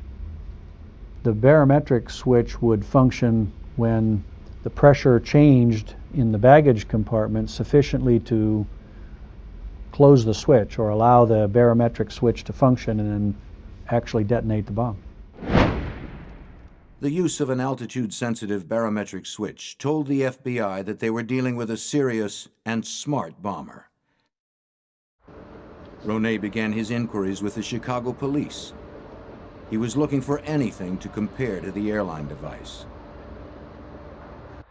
At Northwestern University, a thorough search uncovered the existence of 2 minor and seemingly unrelated incidents at the university. In addition to learning of the device that injured Terry Marker, Ronay learned of another. On May 9, 1979, another bomb had gone off at Northwestern University, seriously injuring graduate student John Harris. Its design was nearly identical to the first one. But since they were both relatively minor incidents, authorities at the time didn't connect the two. Dismissing those devices as amateurish pranks, the recovered debris was discarded. Working only from photographs, Chris Ronay concluded that all 3 bombs were the work of the same person. There were construction techniques, the way the wood was cut, the way it was put together, the markings on the wood, the way the tape was applied, that is evident in the photographs, was the same as in the previous cases. The pipe bombs, placed inside wooden boxes, were all made of ordinary components: screws and nails and smokeless powder and black tape. The components were homemade and sanded to render them untraceable. Certain components were not crafted as much as fondled and played with and looked at, and you could see they were handled and shaped and reshaped. And it just struck me that somebody spent an awful lot of time on this bomb enjoying putting it together. The FBI realized they were dealing with a serial bomber, one that was passionate about his craft. In the 1950s, a shy, highly intelligent boy from suburban Illinois named Ted Kaczynski skipped a grade in elementary school. He was an introvert, preferring to withdraw into his room to study, especially to study chemistry. He was a prodigy with genius-level intelligence. His IQ topped 170. He entered Harvard at 16 and graduated in 3 years in 1962. In 5 years, he had received his doctorate from the University of Michigan. As an assistant professor of mathematics at the University of California, Berkeley, Kaczynski was not a popular or outgoing professor. Practically no one got to know him. In 1969, he abruptly resigned. The social nature of his teaching position was too much for Ted. He just didn't seem to fit in. By 1971, Kaczynski had decided to drop out of society completely. He bought an 1.5 acres of land in a rural area just outside of Lincoln, Montana, 6,000 feet above the society he had come to despise. He built a tiny 8 by 10 foot cabin with no electricity or running water. There he would sit by himself, reading and writing. One of the things Ted wrote was a 23-page essay raging against modern man's obsession with technological and scientific progress. Scientific research, he wrote, will inevitably result in the extinction of individual liberty. He sent a copy to his brother David. David read it and stuck it in a trunk where it sat for 1/4 century. In June of 1978, Ted Kaczynski took a time out from his cabin to take a job working for his brother at a foam cutting plant in Illinois. Ted's bizarre behavior became too much. His brother was forced to fire him. Ted, take it down. Ted had insulted a female co-worker who had refused his advances. Ted seethed and within a year moved back to his cabin in Montana, vowing never to see his family again.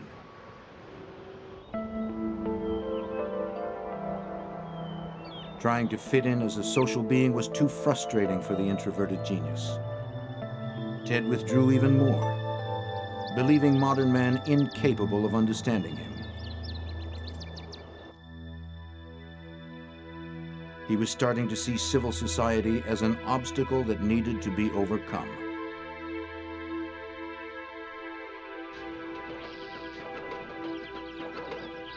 In time, Ted became acclimated to his life with few luxuries.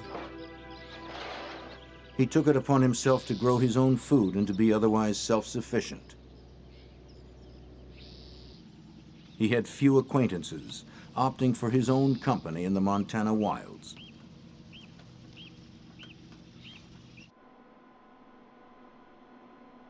Ted rarely made it into Lincoln. When he did, it was usually to bury his face in reference books in the small-town library.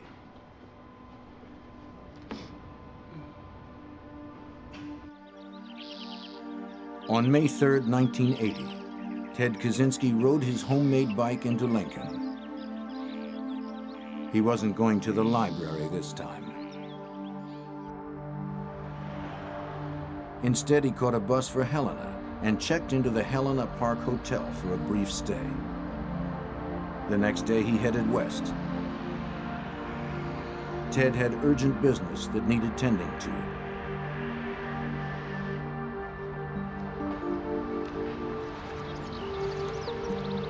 Percy Wood, the president of United Airlines, received a parcel at his suburban Chicago home on June 10, 1980. A few days earlier, he received a letter from a stranger promising to mail him a book which, the letter said, had tremendous social significance.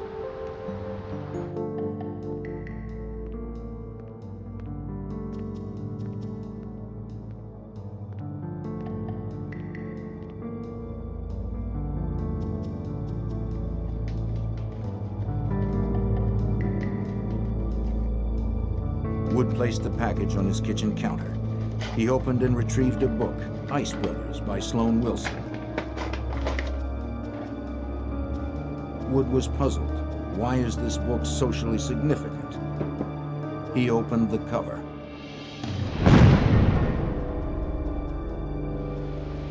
Wood was nearly killed. The bomber had upped the ante considerably with his fourth and most powerful device yet. FBI and ATF bomb technicians poured over the scene. It was quickly identified as the work of the serial bomber. Each bomb so far had been a pipe bomb with similar construction and wiring. On this, the fourth bomb, the bomber had left a calling card. Punched into a piece of rubble were the letters FC. Certainly, the initials FC were put in these bombs to be found, clearly protected in such a way that they would survive the blasts.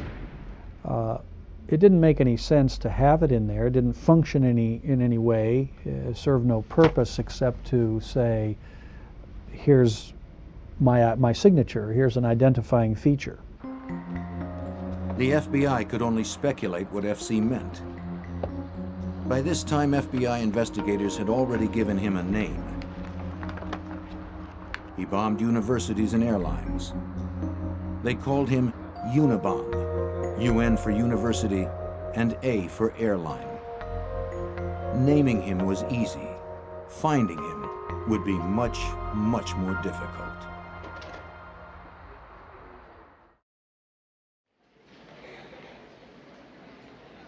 In 1981, with FC their best clue yet, the FBI cross-referenced thousands of people with those initials.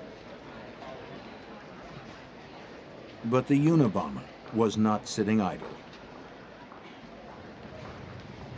In October, a package was found sitting in a building at the University of Utah.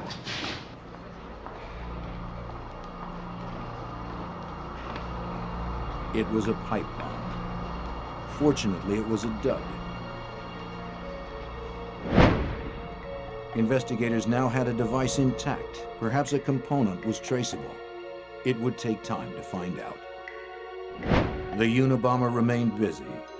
In the spring of 1982, a package meant for Professor Leroy Wood Berenson blew up instead in the hands of an academic assistant at Vanderbilt University. The bomb was made of the usual materials, with the initials FC on the surviving wreckage.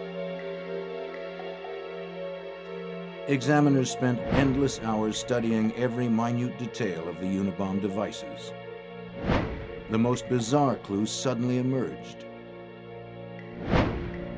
The last two people specifically targeted were named Wood.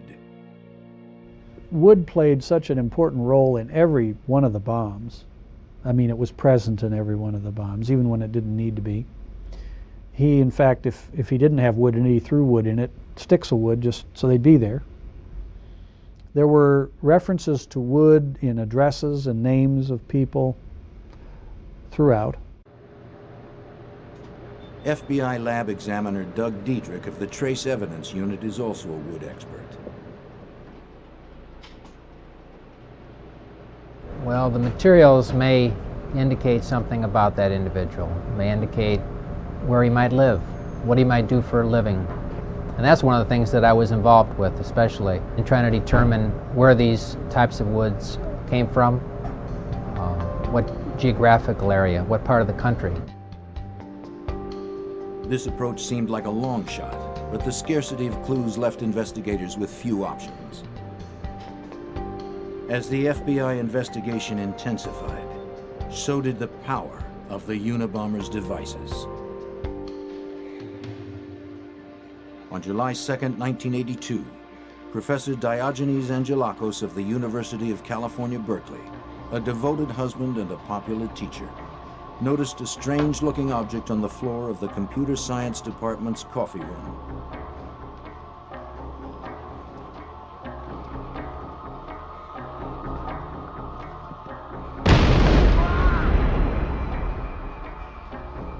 The explosion seriously wounded him and tore off his fingers. As he lay dazed, he found a typewritten note. "Woo, it works. I told you it would.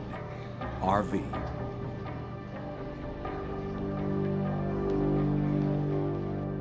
The FBI ran down everyone in America named Wu, and everyone with the initials RV, a monumental, labor-intensive task, but to no avail. This is the problem, right? The note was a ruse. That she's going to have to do it over again. It's going to take how long? Another lead surfaced the day following the blast. A custodian who worked in Corey Hall, the building where the bomb exploded, saw a man with a thin mustache and sweatshirt loitering in the hall the night before. The custodian, however, was unable to remember enough details to help a sketch artist make a composite. Angelakos was critically wounded, requiring a lengthy hospital stay. He was no longer able to care for his invalid wife. She died within a month of the blast.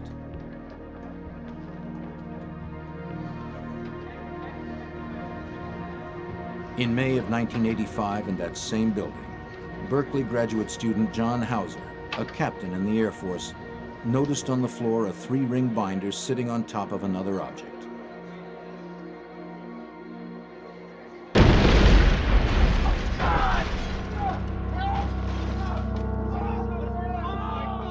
Hauser had just applied for astronaut training. What he didn't know as he lay wounded was that he had already been accepted into the program. But he would never fly again. His Air Force Academy ring was found embedded in the wall across the room. Ironically, Professor Angelakos was nearby when the bomb exploded. He rushed to help Hauser.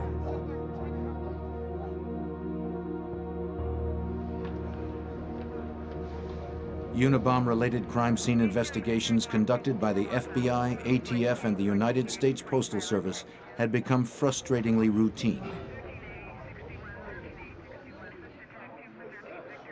The recovered bomb components were packaged and sent to the FBI lab for future comparisons. Over the next few years, there would be many such examinations.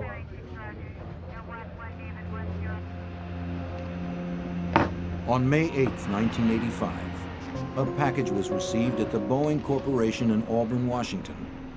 It was addressed only to the company, was heavy, and had too much postage. Hey, Mark, look at this. A suspicious mailroom employee called security. The package was x-rayed and shown to contain a pipe bomb. It had FC stamped into the end caps. Had the employee opened the package, it most likely would have killed him and anyone else nearby.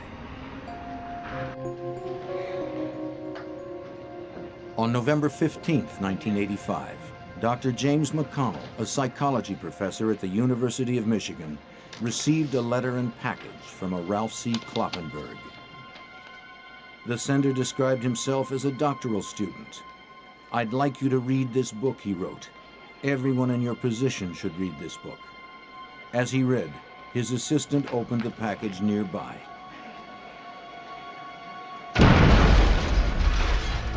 The explosion seriously injured the assistant and blew out the hearing of Dr. McConnell.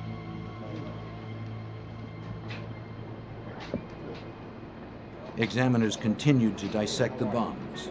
They were evolving as the Unabomber refined his craft. Exhaustive lab tests showed they were getting more sophisticated and more powerful. Agents were frustrated. They were making little progress in determining the identity of the Unabomber. And their analysis was confirming what they already knew. If the packages kept coming, it would only be a matter of time before someone was killed.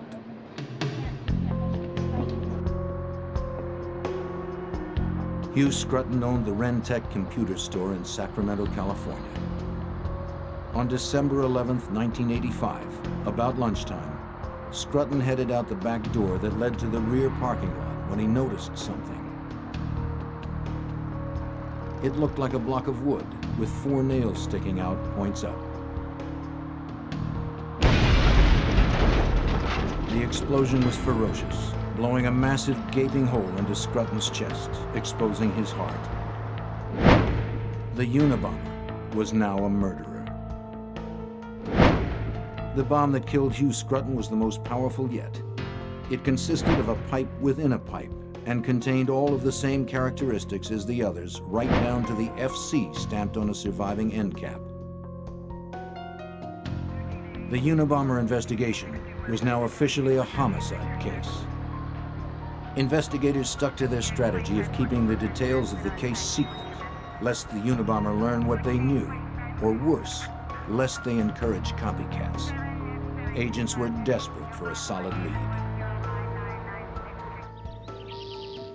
Ted Kaczynski was always active in his secluded cabin. When he wasn't making bombs, he was writing his philosophy that justified them. For Ted Kaczynski, technological society was a horror, defined by the Earth's destruction and human beings amounting to little more than mindless robots. In Ted's story, anyone who was participating in the human race's dependency on technology was a villain.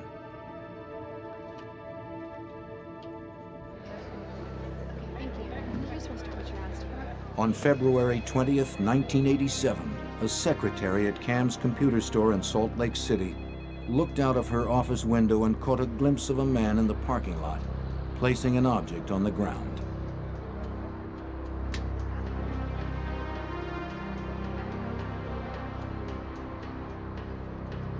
An hour later, the store's owner, Gary Wright, was in the parking lot. He noticed the object on the ground. It was a block of wood with 4 nails sticking out, points up.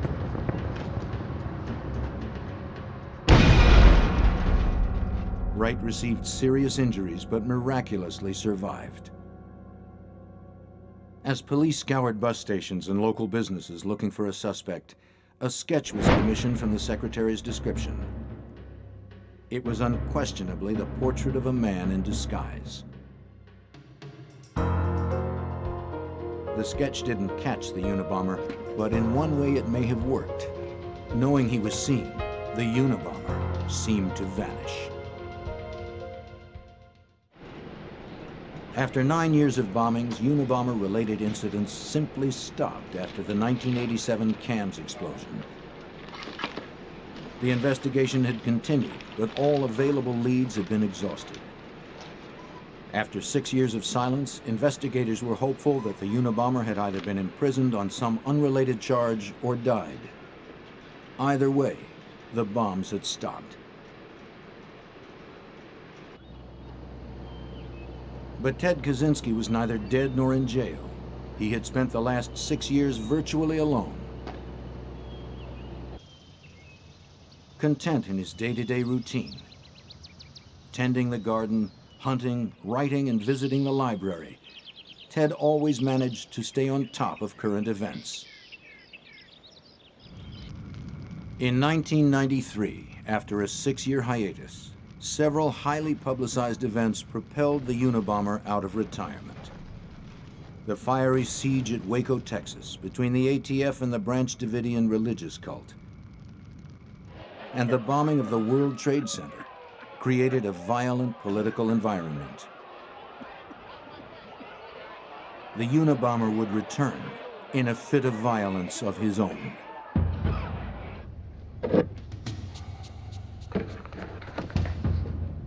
Dr. Charles Epstein is a renowned geneticist at the University of San Francisco. On June 22, 1993, he sat down at his kitchen table to open his mail, including a padded envelope which had arrived that day.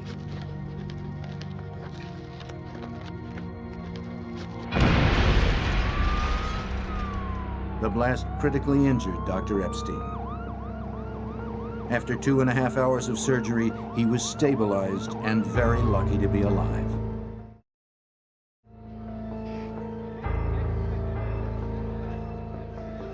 Two days later, on June 24th, Dr. David Galernter, a prominent computer scientist at Yale University, arrived early at his office to open his mail from the previous day.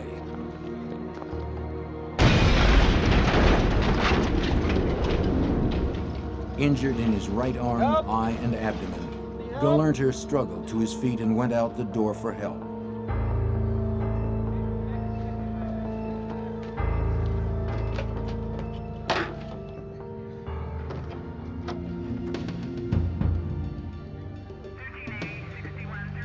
The FBI quickly determined that the Epstein bomb and the Galernter bomb were identical. Pipe bombs filled with potassium chlorate and aluminum powder. Both devices had been placed inside a handcrafted wooden box.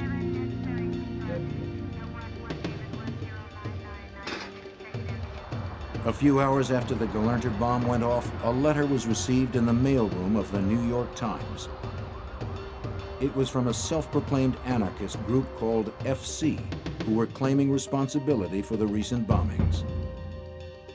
FC promised more communications in the future. An identifying number was provided to the Times to ensure the authenticity of future communications. It was 553-25-4394. The FBI determined that the number was a Social Security number of a 20-year-old parolee in Northern California, incredibly with a tattoo on his arm reading "Pure Wood." An investigation quickly dismissed him as the Unabomber. Another major clue was discovered. Impressed into the paper on the New York Times letter was the faint notation, "Call Nathan R., Wednesday, 7 p.m. The elusive Unabomber finally provided agents with a solid lead. The FBI talked to over 10,000 people whose first name was Nathan and whose last name began with R. The exhaustive search turned up nothing. It seemed the Unabomber loved sending the FBI on wild goose chases. The Times ran the letter, which sparked public interest. It also drew the FBI into dozens of false leads. Disgruntled students, aircraft engineers, even a Dungeons and Dragons club in Chicago. The latest round of activity had sent the FBI investigation into overdrive. A Unabomb task force consisting of FBI, ATF, and postal inspectors was formed to coordinate investigative efforts. Jim Freeman was the head of the FBI's San Francisco field office. He would also head the multi-agency Unabomb task force. We had evidence that was scattered around 3 different federal agencies and a lot of local state laboratories. So we recognized that our task was to gain control of the information that was already out there, determine what investigation had already been done. And we set about this by deciding to reinvestigate every Unabomb crime. Every shred of physical evidence that remained from past Unabomber devices would be given to one forensic examiner. Special Agent Tom Monell of the FBI Laboratories Materials and Devices Unit became the chief examiner for the investigation.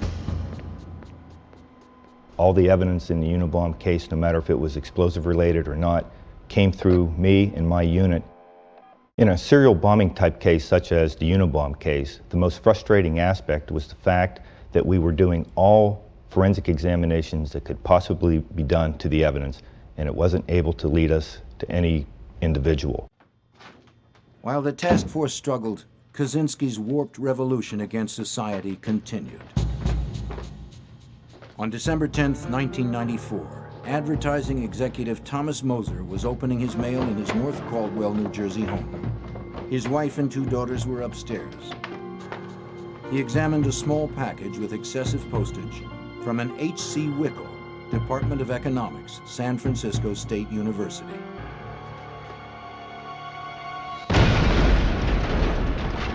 The explosion was the most gruesome yet, instantly decapitating Thomas Moser. With every previous device in the Unabomber investigation, Agent Monell was able to reconstruct a replica, working only from the debris recovered from the various crime scenes. As with the 15 bombs he had reconstructed, this one was unquestionably the work of the Unabomber. A few months later, Ted Kaczynski prepared for an extended visit to the West Coast. This trip would be his busiest to date. On April 19, 1995, Ted Kaczynski was in the San Francisco Bay Area when Timothy McVeigh's 2,000-pound fuel oil bomb destroyed the Alfred P. Murrah Federal Building in Oklahoma City, killing 168 people. Ted would not let his agenda be eclipsed by the devastation in Oklahoma. The next day, April 20th, the nation still reeling over Oklahoma City, Kaczynski mailed 5 items, 4 letters, and a parcel. Within a few days, the mail arrived back east. First was a letter to the New York Times. FBI Special Agent Terry Turchie was second in command of the Unabomb Task Force. In the letter to the New York Times, he mentioned that he was claiming responsibility for the attacks on Thomas Moser, Charles Epstein, and David Gelernter. He also mentioned some of his goals and objectives and said that he was thinking of sending a manuscript or an essay and that he wanted them to consider publishing that essay. And if they did, he would make an agreement to cease committing terrorist acts. The second letter received was to recent victim David Gelernter at Yale, still recovering from his April wounding. The letter was taunting. Dr. Gelernter, people with advanced degrees are not as smart as they think they are. If you'd had any brains, you would have realized that there are a lot of people out there who resent bitterly the way techno-nerds like you are changing the world.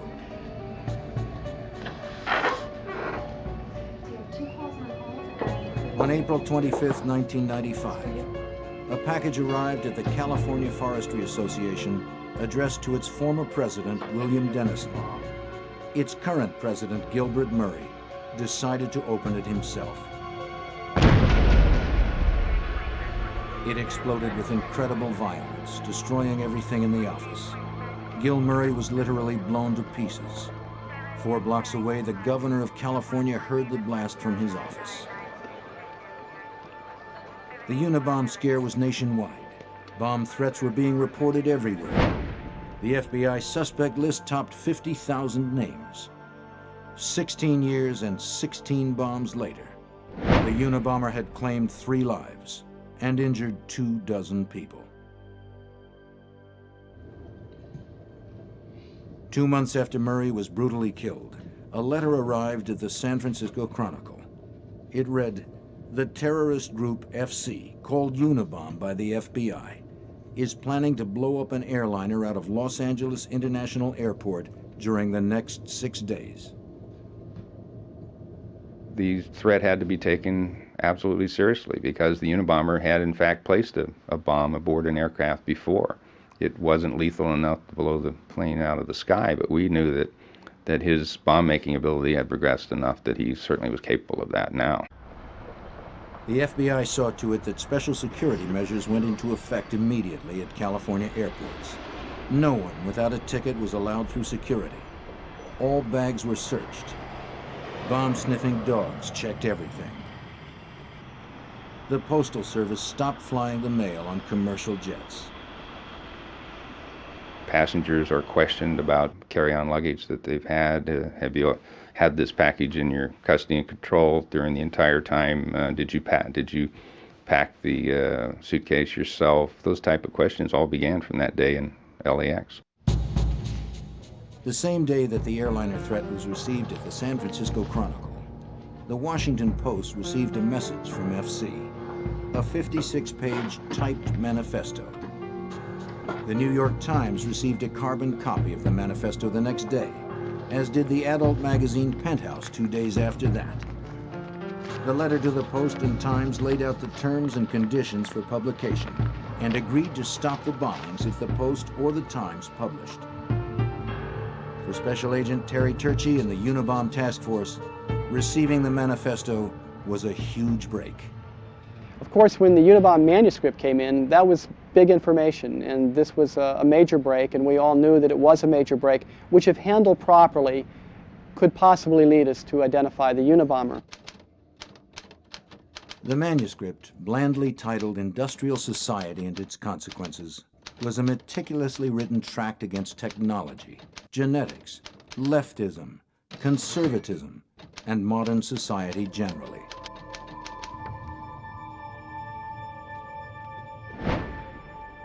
The FBI had many items of evidence collected from years of investigating this case. They needed to generate just one solid lead, one that could hopefully break the case wide open. Freeman thought the answer lay in publishing the manifesto. We very much were in favor of publishing it because after reading the manifesto, it was clear that someone had put their philosophy that had evolved over a number of years within the pages of this thing. It was recognizable. Somebody in reading this, we hoped, would read it and say, I remember that guy. He was sat next to me in class at such and such a university. After some public soul-searching and discussions with the director of the FBI and Attorney General Janet Reno, the Washington Post, and the New York Times, the decision was made to publish the manifesto. The manifesto appeared in a special section of the Post on September 19, 1995. By early 1996, Ted Kaczynski's brother David had been doing some soul-searching of his own. The news reports that the Unabomber had connections to Chicago, their boyhood home, as well as to Berkeley and Salt Lake City, nagged at him. He got a copy of the manifesto and began reading. He read it in the hopes of erasing the idea that his brother was a killer. What he read sent chills down his spine. He recognized the language and content of the manifesto as being similar to that of writings by his brother Ted. David dug up as many old letters and writings of Ted's as he could find and compared them to the Unabomber manifesto. Both had employed the unique phrase, cool-headed logician. David was distressed, but not yet convinced.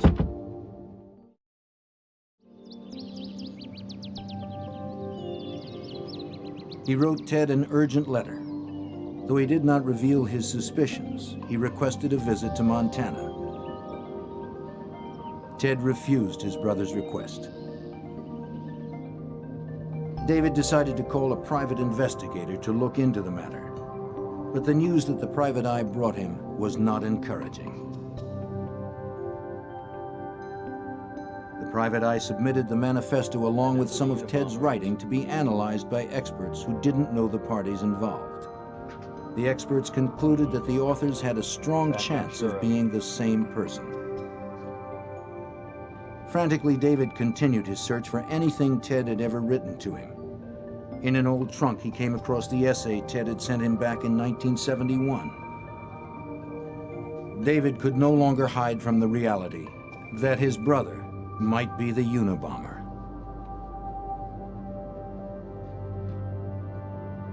David Kaczynski was stunned. The 1971 essay David had unearthed was eerily similar to the Unabomber manifesto.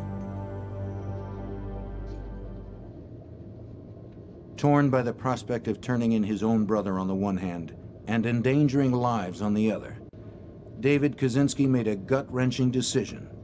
Through his attorney, he contacted the FBI about his brother. In February of 1996, David Kaczynski told task force members of his suspicions. He gave a detailed accounting of Ted's life, where he grew up, where he went to school, and where he now lived. He then turned over the 1971 essay. And then we were able to do a side-by-side comparison between that document that was prepared many years before to the current copy of the manifesto, and it was very clear to us, many of us in the task force, that the similarities were more than coincidental. The FBI analyzed the essay and found over 160 examples of similarities with the Unabomber manifesto, including common phrases and misspellings. The list went on and on. After 17 years, the FBI had its first major suspect, Ted Kaczynski. Dozens of FBI agents quietly slipped into the small town of Lincoln, Montana. The FBI kept careful surveillance on Kaczynski's cabin as they laid out the case for a search warrant, hoping that the Unabomber would not strike again in the interim. By the beginning of April, enough information had been uncovered to justify the warrant.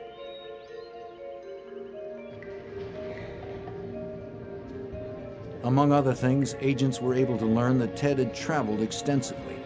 Hotel records showed that he was always on the move immediately preceding a Unabomber event. Agent Terry Turchi submitted a meticulous 65-page affidavit outlining the government's case against Ted Kaczynski and requesting permission to search his cabin. We had been working all morning, since about 5 that morning, to pre-position various agent teams in different locations in the woods in Lincoln, Montana, and at a forward command post that we had established in Lincoln. Everybody had a different role. We had also had the evidence response teams coming in, and they were staging at another command post that we had in Lincoln. So everyone was ready to go once the warrant was signed. Disguised FBI agents and a forest officer approached Kaczynski's cabin. They walked toward his cabin speaking loudly. They didn't want Kaczynski to suspect there was anybody sneaking up on him. The officers asked him to help identify a property line on their map.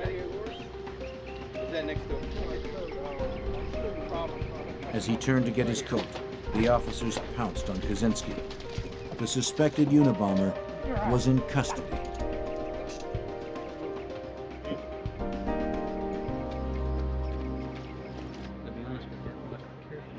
Kaczynski was immediately taken for questioning to a temporary forward command post.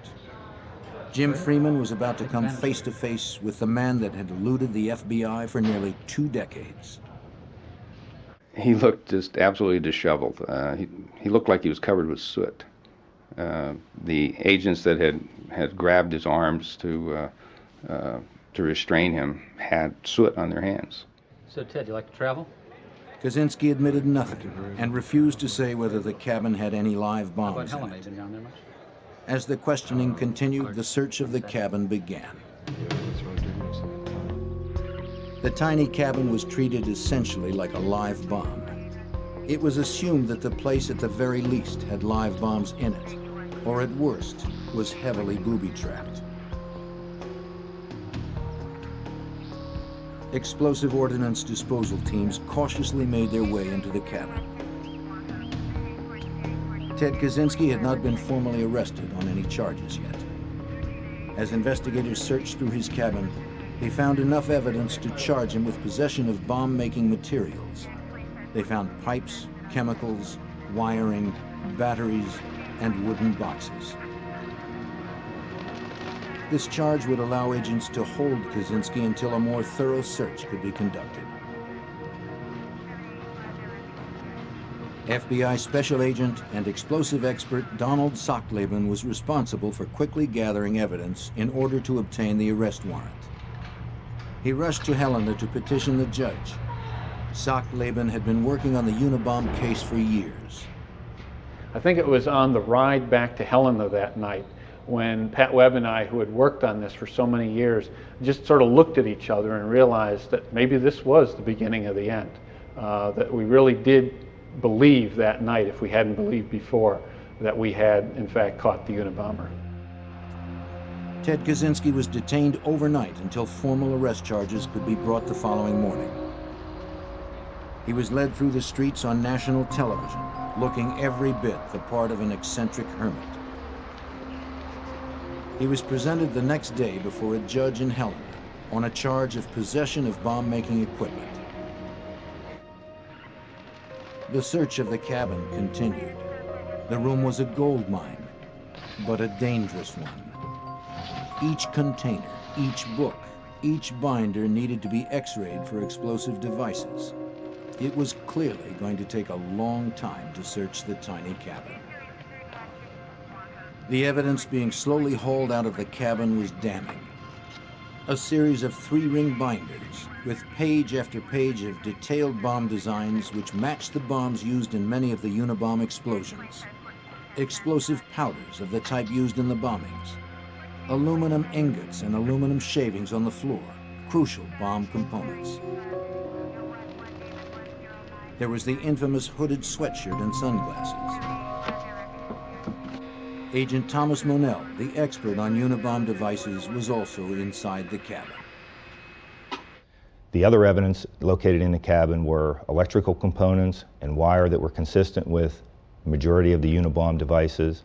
We found a improvised or a homemade flip type switch that was literally identical to 3 switches that were used in earlier bombs. After almost 2 full days, the search came to a sudden stop. A package was found. It was wrapped like previous bombs with a return address on it. All it awaited was a victim's name and address for the front. It was x-rayed and determined to be a live pipe bomb. Special Agent Sockleben had to handle the crisis. Well, from the x-ray, it looked very similar to the last bomb that had been placed, the one that killed Mr. Murray in Sacramento. We were able to safely remove the box from the cabin and take it down the hill to where we set up a site to deal with the bomb. The search slowly continued in the days ahead, and more damning evidence was seized. In addition to bomb-making paraphernalia and chemicals, agents also seized letters, notes, diagrams, and the Unabomber manifesto. One irrefutable link between Ted Kaczynski and the Unabomber remained: the typewriter used for the manifesto. The typewriter that had been used to type the manifesto wasn't found until literally the last day of the search, which took 4 or 5 days. It was literally in the bottom of the last box that was opened. It had taken 11 days to search an 80-square-foot room, but the FBI's careful approach had paid off. The man who had killed, maimed, and ruined lives, all the while taunting the FBI, was caught stone cold. On April 14th, the entire cabin was hoisted onto a flatbed and hauled away for further examination. The charges against Kaczynski had been upgraded. On June 18, 1996, Ted Kaczynski was indicted in Sacramento on 10 counts relating to Unabomber activities. 1 charge in the death of Hugh Scruton, 3 charges in the wounding of Charles Epstein, 3 charges in the maiming of David Galernter, and 3 charges in the death of Gil Murray. That day would have been Gil Murray's 48th birthday. New Jersey authorities filed more charges for the death of Thomas Moser.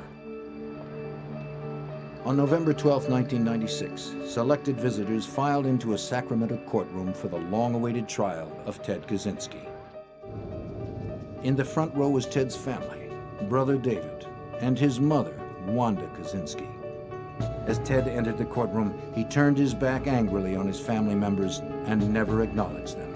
Opening statements were about to begin when Kaczynski stood up and said he wanted to change lawyers. After a few days, the judge ruled that Kaczynski would have to undergo psychological testing. Federal prison psychiatrist Dr. Sally Johnson spent many days with Kaczynski. She concluded that Ted Kaczynski was mentally ill, but was competent to stand trial.